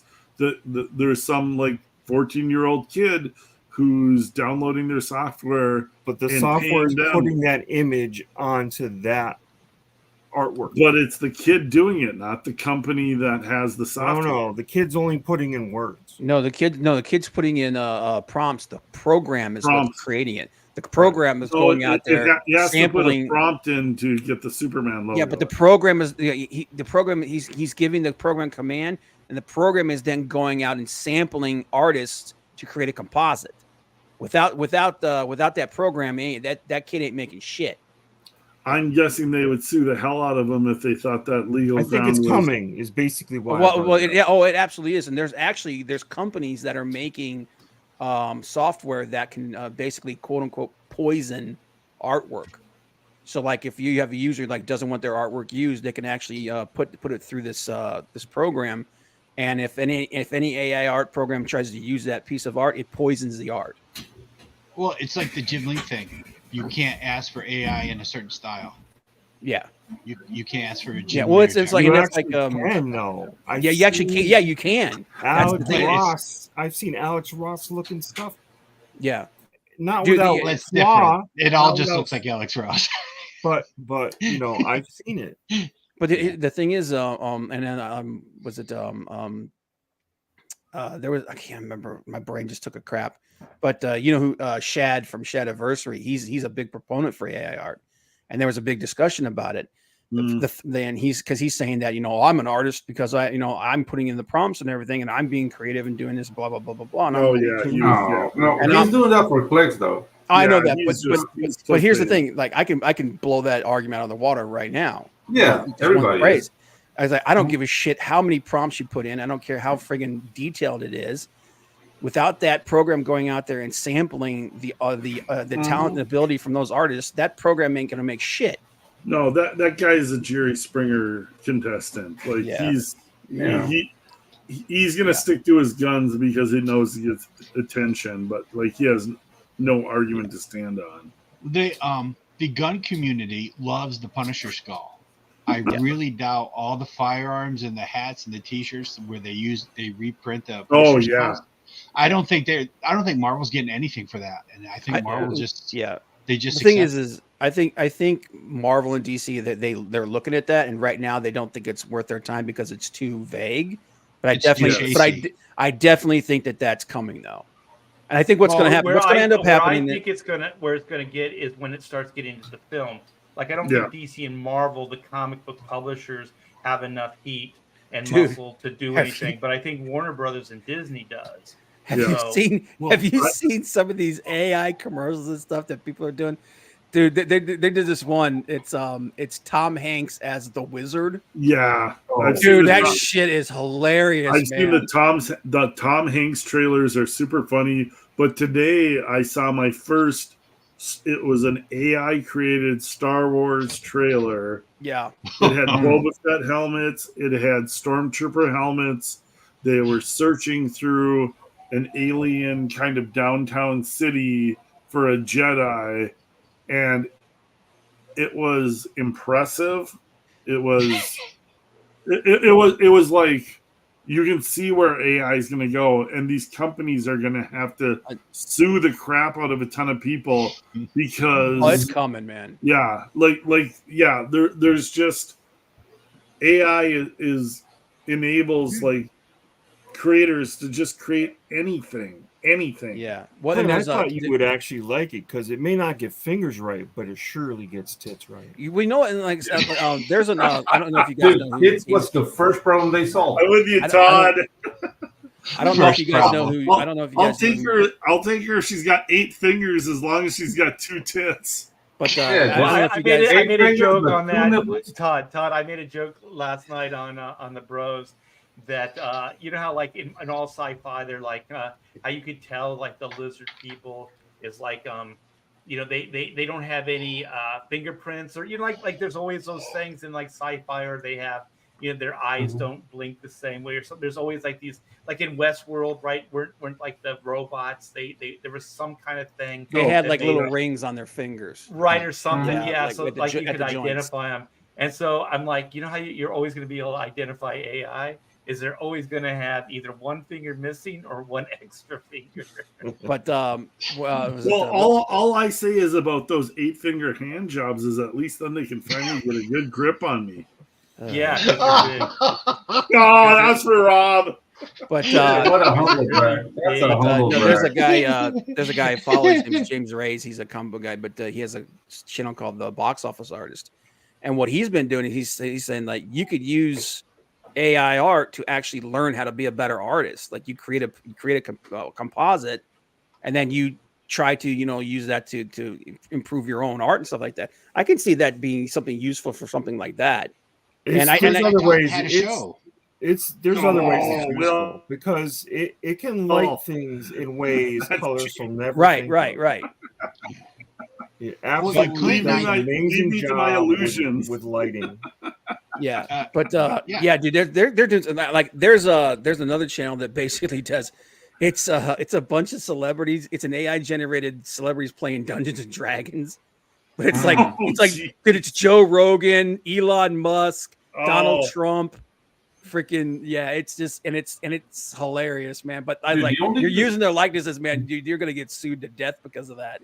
But I mean, there's this comedian. So much though. Yeah. There's gonna be so much that I don't know Yeah. that you're gonna be able to sue everybody. Yeah. Yeah, but The thing is, you can't put the toothpaste back into the tube, you know. Yeah, go ahead. Hang on. What are you saying, Pedro? No, it's all right. Okay. All right. The idea is gone. I'm sorry, Pedro. Guys, stop talking over everybody, man. It's the Steel Reserve. Time for an ad. You and Pedro both are using the same excuse. The Steel Reserve Spike Slushy is kicked in. I'm not talking over anyone. Your excuse, that was your excuse for being weird. Touche, sir. Touche. But no, it's oh god, man. Now Bob lost his thought. Yeah. I do have Go ahead. something I've noticed about the industry, by the way, to get back to the industry, that it has been hiring past creators that have been out of the industry, whether it be ageism or whatever, but like Joe Duffy, Louise Simonson, Ann Nesenti.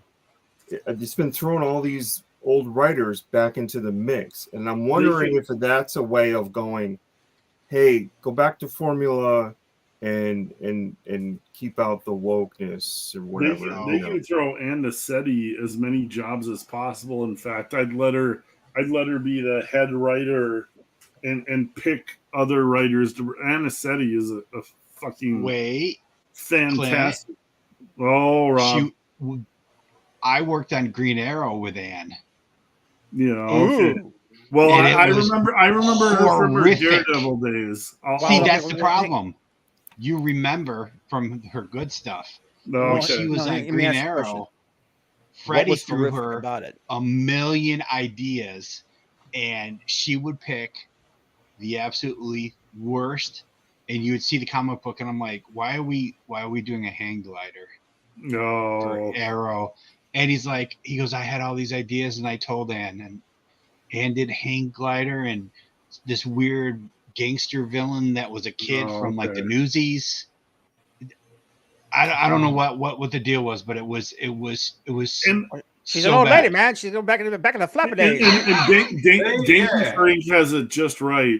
It's like not everybody is in their prime for their entire career. Yeah. Like sometimes people have a window where they're good. Every picture except Art. Art is good for his entire career. No, I got a 40-year prime. I got a 60-year prime. There's always exceptions. There's Art T-Bear. There's John Byrne. Like there's there's the golden gooses out there that like. Yeah, everybody eventually throws out their pitching arm. So yeah, I like this because you guys are talking about jumping the shark. It's like Tanky Frankie says, Bendis was good on Ultimate Spider-Man, but he jumped eventually. What do you think he did, John? Because I thought his new Avenger stuff was pretty good. Anything at DC was hot garbage. Dude, he jumped the shark long before he went to DC, and he was catering to that trend too, like. Over catering to it. Oh yeah, it's because they don't know what's cool. Most writers never knew what was cool. It's like hello, fellow teenagers.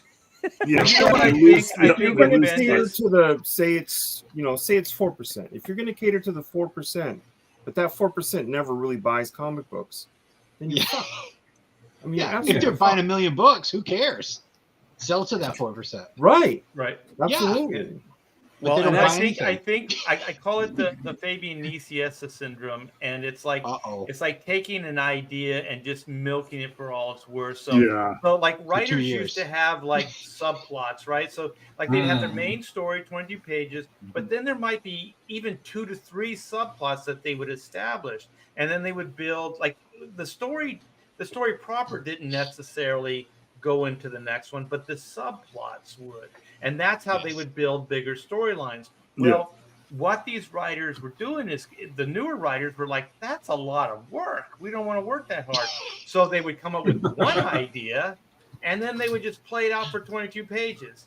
Or in the case of Fabian, no love lost with that guy. Yeah, he would do like 3 or 4 issues for the trade with the same ideas. Yeah. Fuck Fabian Nicieza, douchebag. But the thing is, with a splintered broom handle. Was it Secret Wars? It was one of those. It was one of those Bendis books that he did with Francis Yu, and I tried, man, because I like Francis's work, and I thought it was a great. I think it was Secret Wars, but if you read or those, Civil War, was it Civil War? No, it wasn't Civil War. Maybe I have one here. I'm asking ChatGPT. Maybe it was New Avengers, or it was Secret Wars, or one of those. But anyways, he does it like the modern Bendis does this all the time.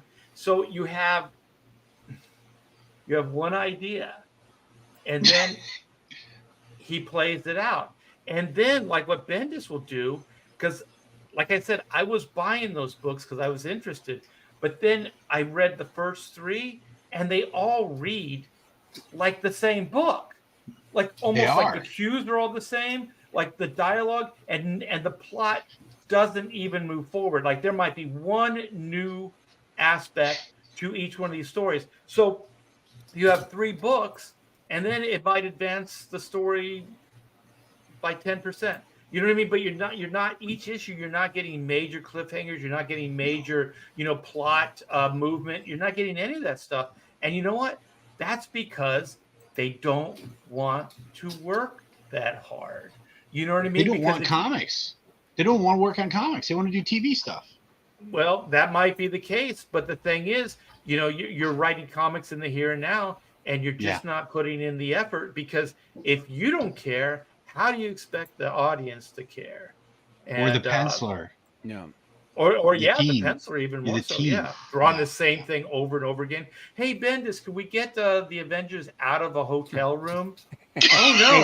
The next 3 books, they're going to still be in that same. I have a gag where they need to eat, and they're going to order room service. Hey, Rob, you think I'm making this shit up? I'm not making this shit up. Maybe the problem with you and Ann wasn't that she was a bad writer. Maybe it's just you suck. Who me? Yeah, I was just thinking it, dude. I was just thinking it. If I was the penciler, I would have been fired. Because I would have redrawn. Oh no, shitty scripts, and then the editor would have said you're fired. Well, that's the thing. Like back in the day, like when art would come in, like artwork, and it just wasn't up to snuff. A lot of times the inkers would like redo it and improve it, right? Art back in the day. Well, when I got hired in the early mid 80s, they were you're old. Yeah, they were embellishers. Yeah, look at that. Look at all you guys. Were you like listening to Wham on your like cassette? This is Wham. He was listening to the friggin' Frankie Valley. Yeah. When you were working do you have like that Michael Jackson jacket art? Yeah, art would do his inking with a sparkly glove. The sparkly glove and the Michael Jackson jacket. I was anti pop music. But he had his roach clip on his laces and. Can I answer, Bob, or whoever? Yeah, you see how that is, man. Yeah, it gets a little daunting. But yeah, like inkers early on would kind of be embellishers. So pencilers were storytellers first and foremost. They didn't necessarily dictate the aesthetics of the book. That a lot of times came down to the inker. So the penciler, this stuff was relatively loose. What they would do, and then an inker would come in and tighten it up and kind of put an aesthetic to it. And so then after like the 90s, pencilers started trying to dictate the finished look more. So they started getting more controlled, so that they were actually penciling the way an inker would ink. So they were actually drawing out feather hatching. I mean, they were getting quite detailed. And so that's when inkers, I do think, became more tracers. So trace better. Yeah. Well, I mean, so it's like I've always said, like Jim Lee owes a lot of the success to friggin' Scott Williams, because he took his work and he just polished the hell out of it. And art, he stole stuff from art too. Yeah. That whole look, that West Coast look. That's all art. Thanks, Bob. Yeah. But Hey, the check's in the mail, Rob. Yep. Oh, thank God, I could use it. That was the Hey, man, I've got that friggin' artist edition Jim Lee's X-Men stuff over there, and half of stuff in it is yours. So yeah. It was good times. Good stuff. But we're gonna start wrapping it up. But I do want to bring it back to something earlier where well, I had two ideas. So, but I'm gonna go back to one that we were talking about, like marketing and selling, and we were kind of like oh, DC Marvel, they're not going to really market, they're not going to sell, they're not going to put advertisement. My thing is, if you're not going to fight, like with, okay, you got the competition, you got video games, you got all this stuff. If you're not going to fight and you're not going to compete with whatever the damn odds are, then you don't deserve success, period. Yeah, so these guys, these publishers have not been willing to put up the fight. I was always sick of the like, oh, well, we got to compete against this. We got to compete against that. Okay, so what? You're in a store, you're in a supermarket. There's a billion different products there. You're competing against every fucking thing. Everything is a competition for somebody's money. It's not just like video games. Why do you stop there? Why not just say you're in competition with everything? You know what I mean? Like, it makes just as much sense. Okay, Rob. Todd.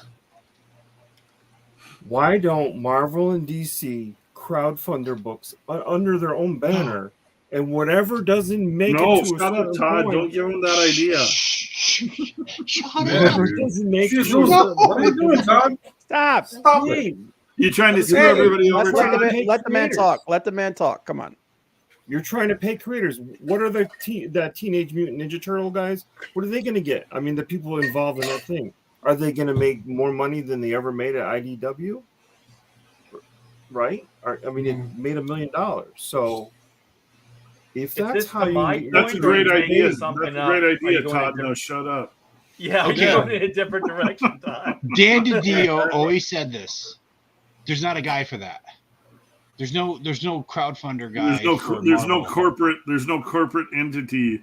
All the individual editors, guess what? They just lost their jobs. They're not going to go online for 2 hours. They're not going to do that. Yep, you can do that with one guy. Like the corporations at Marvel and DC, all the editors, all the presidents, all the assistant editors, they're not there to eliminate their own jobs. No, and the things like these comic book companies should be run way more efficiently than they are. These guys are all protecting their own asses, and if all of a sudden you got big hits where you only need 2 or 3 guys, all of a sudden your 20 plus editorial staff are out on their asses. So they're not. All these companies are not meant to run efficiently. They're all protecting their own jobs. Well, DC had that they had that little show on HBO Max. For a little while. Remember, I never actually watched it, but they would talk about the books that were coming out. They chopped that. That would have been the perfect. How expensive was that? That was probably $4. They ended up, but they ended up doing a Marvel cooking show on YouTube. Remember that? Oh God, no. That was because of CB. CB's a foodie. Yeah. CB's a foodie, and he's CB a fat bastard. What he is. Yeah, well, they were trying to do the lifestyle. They were like, Marvel's a lifestyle brand. Yeah. Not just look at that. We have a Spider-Man pancake. Well, but this is my shout out to the industry, and then I have one more thing I want to say, and I see Clint's got some tweets. You don't have to pull it up. It's just Rob's genius idea. But go ahead. Right, but I just want to say this. We'll end it on a fun Rob rant. But the thing is like the industry, stop bitching about it, and freaking do something. Do something proactive. If you want to sell more books, sell more books. It's that simple. I remember, Adam Carolla he had this guy call in and he goes, I want to make a movie, but no one gave me opportunity or whatever. And then Adam Carolla said, make a fucking movie. Yep. Make a movie. You want to make movies? Make a movie. Why are you waiting for Warner Brothers to give you the green light or whatever? Yeah. Make a movie. You want to sell comics? Sell comic books. Get out there, sell them. If you have a piss poor attitude, you go, well, it's not going to sell because of video games X, Y, Z. Well, you're just looking for reasons, and you're going to get exactly what you get, which is zero. Nothing. You're not going to get anything. So if you really want to sell comic books, sell comic books. Mark Miller, it's all the above. Everything that we talked about, it's all those things, right? But the main thing is get those books into people's hands, period. Increase the sales. Those characters have certain sellability on their own. Spider-Man, Superman, these things. Get those in front of people, start selling books. And then my thing is, how like Mark had all these plans, like do this, do that, and it's going to help the industry. This is my thing, and I've said it on this channel before. It's villains. Have a villain initiative. Yeah. I know we've all heard this before, where you're with editors and like, well, Superman's not cool. This character's not cool. They're not contemporary enough. Whatever. You know what? Superman needs a mullet. Like just like crazy ideas. Like, yeah, he does. No, Rob, he doesn't. No. What? That no.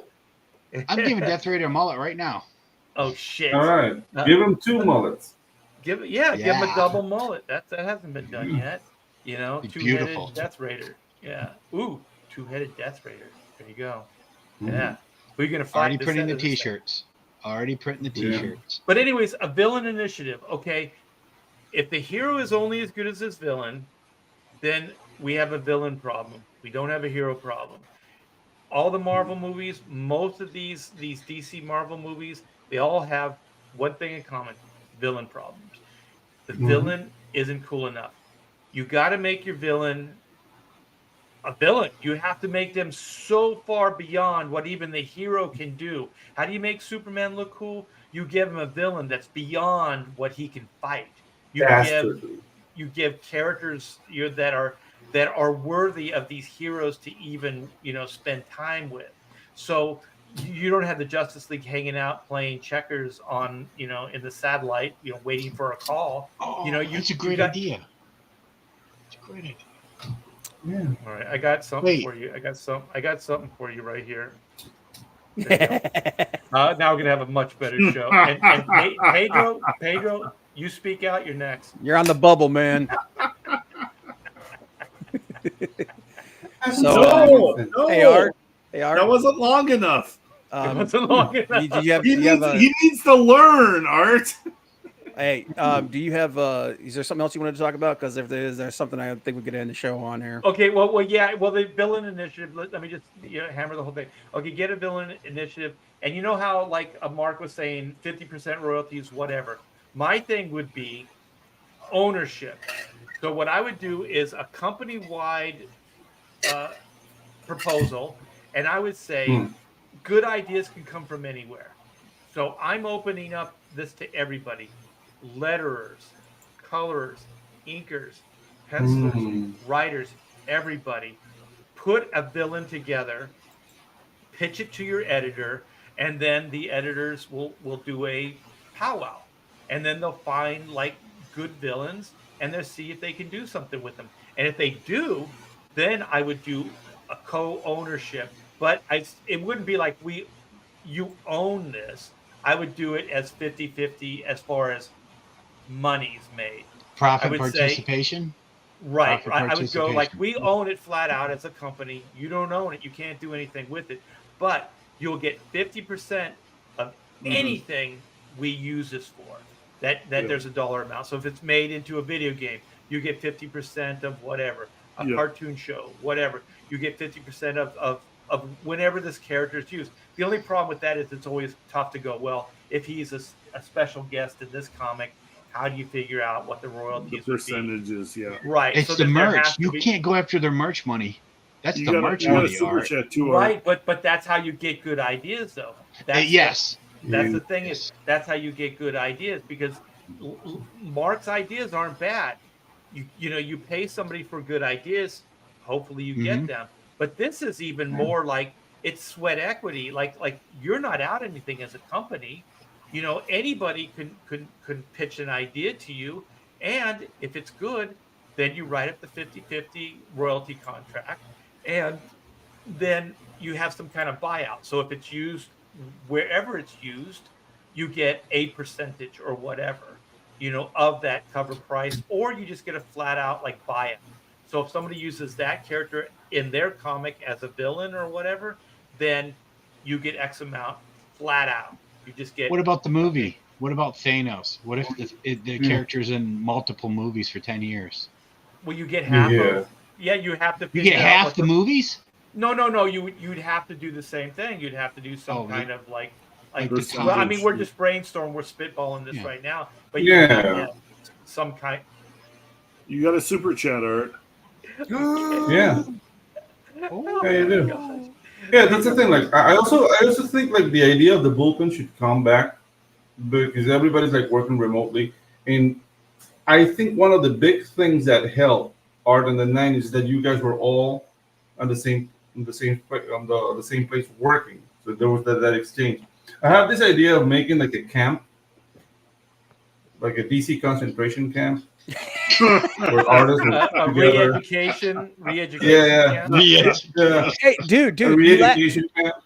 Dude, you laugh, man. When I was on a stream with Dave Finch a while back, and we were asking him about like his influence and stuff, he said that that's something that he really misses, and he thinks that like really affects the industry today. Because back in the day, they fed off of each other. Yeah. So we have like an artist. Top Cow had a nice tight knit group of guys in there, and they all kind of worked off of each other there. I got to see their studio, and I think it was Talent Caldwell was there with showers. It's showers and a really big kitchen with huge ovens. They moved. All those guys moved as soon as they could. I'm gonna stop. Okay, you guys, this is. Do I even have to say when these super chats show up on the screen? That means shut up. Yeah, I gotta read this. You guys just climbed out of a closet, Pedro. Yes. Under a rock. Read it. Yeah. Read it. It's really long. You better read it quick. You know what? I'm not going to read it. I'm going to have Pedro read it. Pedro, read Spambox. Good show by Spambot. Thank you, Spambot. Yes, thank you. Thank you, Spambot, for the $2 super chat. I do appreciate it. It's good to be loved, and that goes out to all of you guys. Good show. So you had something. Do you want to get into this Rob stuff real quick, and then Bob can end it, or? We can, just because Rob's tweet was like, it's so Rob, because Rob is always hopeful and Rob is always positive, but it's the dude's smile goes from year to year, so come on. Yeah. Hey, Rob is always positive. Rob predicts a macho rebirth of mutants at Marvel. Mm-hmm. Less ball gowns, more grunting and claws. Time will tell. He's right. So, he's wrong. I think we're all hopeful, like Rob is, but Marvel has shown no inclination. Nope. Towards that actually happening. They're like fashion episodes, like of the X-Men, where everybody's coming out in their ball gowns. Yeah. So, and you know what? Rob knows inside people, so maybe Rob knows something the rest of us don't. But yeah, like this seems like wishful thinking on Rob's part. Yeah. Yeah. Tom Brever. Tom Brever and we all have all the same writers. We all want the industry, to do better. But at this point, like when I first, jumped into CG, I was really like, ask Todd, like we would do these shows and we were so like, we can save the industry. We're going to throw these ideas out there. We were so hopeful. And then after a while, you just see DC and Marvel doubling down on the same lunacy. And now you start seeing the movies do it. You start seeing everything do it. So at this point, you're just going, it's not going to change. Like this is not like an accident. We're less hopeful now than we were. And our ideas are worse than they were before because they were. I know. You've gotten to the point where you like discounted our good ideas. So we're going, well, I guess you could try $1. That's not a good idea. It's a fucking terrible idea. But you can't give them away. You can't give sandwiches. Every kid in existence and then turn them into a comic book fan. Yeah. It's, candy. It's just the way Comics it is. and candy. Comics and no candy. Let me say this about the current crop of what I see in the books. Now, there's plenty of talented artists, no matter where they're from. There are talented artists, but it's the writing, because I see a lot of Steve Dillons out there, a ton of fucking talking heads, and then whenever I see the character in action, I don't see the full character. He's cut off by a panel and stuff, so it's not as dynamic as it used to be. It's not going to sell unless you actually get better at the storytelling. And that may not be the artists, that may be the writers. Because if you're wanting talking heads, if that's what you're asking for, this guy talking to this guy, then you've lost it. It's not what comics should be. I'll be completely. I want to see Spider-Man in all his glory 100 times in the book, not 4. Come on. Right. I'll sum up my feelings on the situation with this. My hopes for mainstream comic books future is a stillborn dream. What? That's it. It's a stillborn dream. Baby. It's not gonna happen. No. That's it. Well, okay. On that note, I got one more note. This is going to be a high note. It's like do you think, like, the thing is, Warner Brothers and Disney have a lot riding on the success of this stuff. You don't think with this whole slew of bad movies that there's going to be some ass kicking? You don't think there's going to be any kind of pressure to bear on these publishing companies, or they're just going to allow them to do the same shit, and they're going to do the same shit? Man, they're going to license it. I think movies are ready. I think movies are ready to shift away from comics, man. Yeah, they don't care. Yeah, it's been mined. So. Mm-hmm. Do you know what the last thing was that grabbed national attention? By the way, do you know what it was? Bat Dick. That was the last thing that grabbed national attention. Batwing. Did you say Bat Dick? Yeah, when they did that Batman Black series, and that was the last thing that grabbed really national attention, like across the board. A live stream on CNN, ABC, NBC. That was the last thing that grabbed national attention. The Batwing, yeah. Raid incoming. Hang on, Art. Apparently, we're gonna get raided. Ooh, here we go. I'm ready. How about you guys? I don't Let's know. go. Hey, Rob. Yeah. Hey, Rob. I was born ready. Yeah. Let's go. Batwing is my thing. All right. Do you guys have anything to add, or is Bob going to give us the go sign? By the way, do you remember how DC acted when that happened? I would say Todd says yes. They acted like it was a mistake. Right? Do you remember that? Yeah. They acted like, we didn't know that was like. We didn't know that guy drew a. Here we go. Hit. We're getting raided. We got the Bogan raid. Michael Bancroft. Hey, Bancroft. What's up, Mike? Oh, Bancroft. What's up, Michael? Bogans are here for a bad dick conversation. Oh, that's why he showed up. Yeah, exactly. Oh my God. Oh man! All right, we're gonna hit 100. Come on, let's go. Let's go. Oh yeah. Yo. We gotta figure out how to do this on the other side and vice versa. Seriously, man. We're not that complex, but that's pretty cool. Welcome. And everybody, The Lucent is a beautiful book. Michael Bancroft is a magical creator and a magical person. Yeah. You know what? Apparently he's Australian. Yeah, and he's really let's not hold that against him. He's also a roller skater. But he has got an excellent YouTube channel. You guys go check out Michael Bancroft's YouTube channel. He puts on great shows. He's a cool guy. He's fun to hang out with. And speaking of that, I got to get back on that show and hang out with that. He truly is Pedro. He truly is down under. He's one of your Unlike Yeah, me, and I'm the fake down under Bancroft is guy. a great promoter of all CG creators. Bancroft's had me on for my books for a bunch of times, and I can't thank him enough, and I appreciate it. And he's one of the CG guys that has a big YouTube audience, and he promotes other CG creators, which it is an awesome thing to be able to do that. Mm-hmm. Hey, Art, I have a question because you've been around forever. Uh-oh. Whose idea was it for Assistant Editors Month? Where did that come from? Do you know? Here's Bancroft. Oh, right. That's all at you, Todd. Oh my God. Do you know though?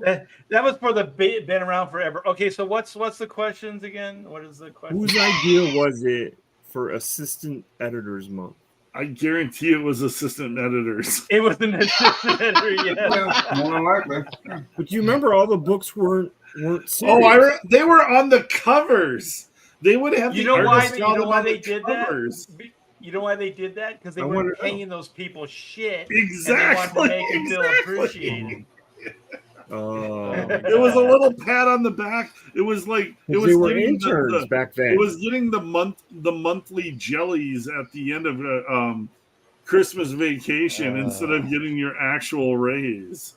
Here's some ribbon candy. A little pat on the back that didn't cost the company any money, and the artist had to draw the likenesses of them on the covers. All right. So all right, you guys. Hey, everybody, before you leave, Ink Cowboy, thank you. 19 more likes. Come on. So if there's somebody who hasn't hit the like, please do so on your way out. It does help the algorithm, and it helps get this show out there. We are trying to build the Pontificators, and any help we can get. So this is all guerrilla marketing. Just like what we were talking about with DC Marvel, we got to get out there. We got to get in front of people, and we got to make it happen. So if you guys, we got to hit up Bancroft next week. Yeah. Bancroft. Art, well, go. Go over there. I think Michael will like my gulag idea. Yeah. So you want to show that image I'm presenting, and that's the state of comics right there. Oh my God! Oh no! You made a baby. Yep, you're welcome. Just her and me. Rob, Bob. What the? And we're gonna end the show on a little bit of depression. Yeah, thanks, what? Bob. What the Bob? Oh no, Pedro! Oh no, Pedro lost power. Wait a second. Wait a second. We didn't know that Pedro was in a hospital. I'm so confused. You gotta give me 1 second. Hang on, Todd. Wasn't Destiny about 70? No. Oh. Whoa. What? You're getting the wrong dude. Yeah, Todd, dude. No, it's not just weird. It's gross. Todd, no questions about the Brotherhood of Evil Mutants. Well, I'm confused because I was certain that like Mystique was 30-ish and Destiny was like 70. Who knows, man? That's ageism. That's ageism, Todd. They can still love knows no gender or age. I don't know that they were like linked in that way. They were like best friends. 70-year-old ladies need love too, man. They appeared in the same comic book, so any current comic book writer would assume that they were in love with each other. Yeah, that's true. It's true. Destiny might have been killed, and then Krakoa resurrected her or something. God. Krakoa. Don't make That's all the research you need to do as a current comic book writer. Where Tom Hanks was from in the Terminal? Yes, Krakoa. Don't make me regret. Don't make me regret my actions. Art, please get us the hell out of here. Okay. Come on. All right. On that note, when Bob speaks, what are you talking? Who's still talking? Live from Krakistan. Okay, you want me? Okay. The two drunk assholes. We've got tons of good content left. Yeah. I haven't said shit, guys. You know what? Clint just goes, we got some good drunk content left in us. Yeah. Clint calls it drunk content. That's a throwback to the old days of CG, man. This is nuts. All right, you guys. Please, on the way out, give a thumbs up, give a like. If you haven't subscribed to the channel, please do so. We do appreciate you guys for the last 2 hours or so hanging out with us. I do appreciate all my Pontificator brothers.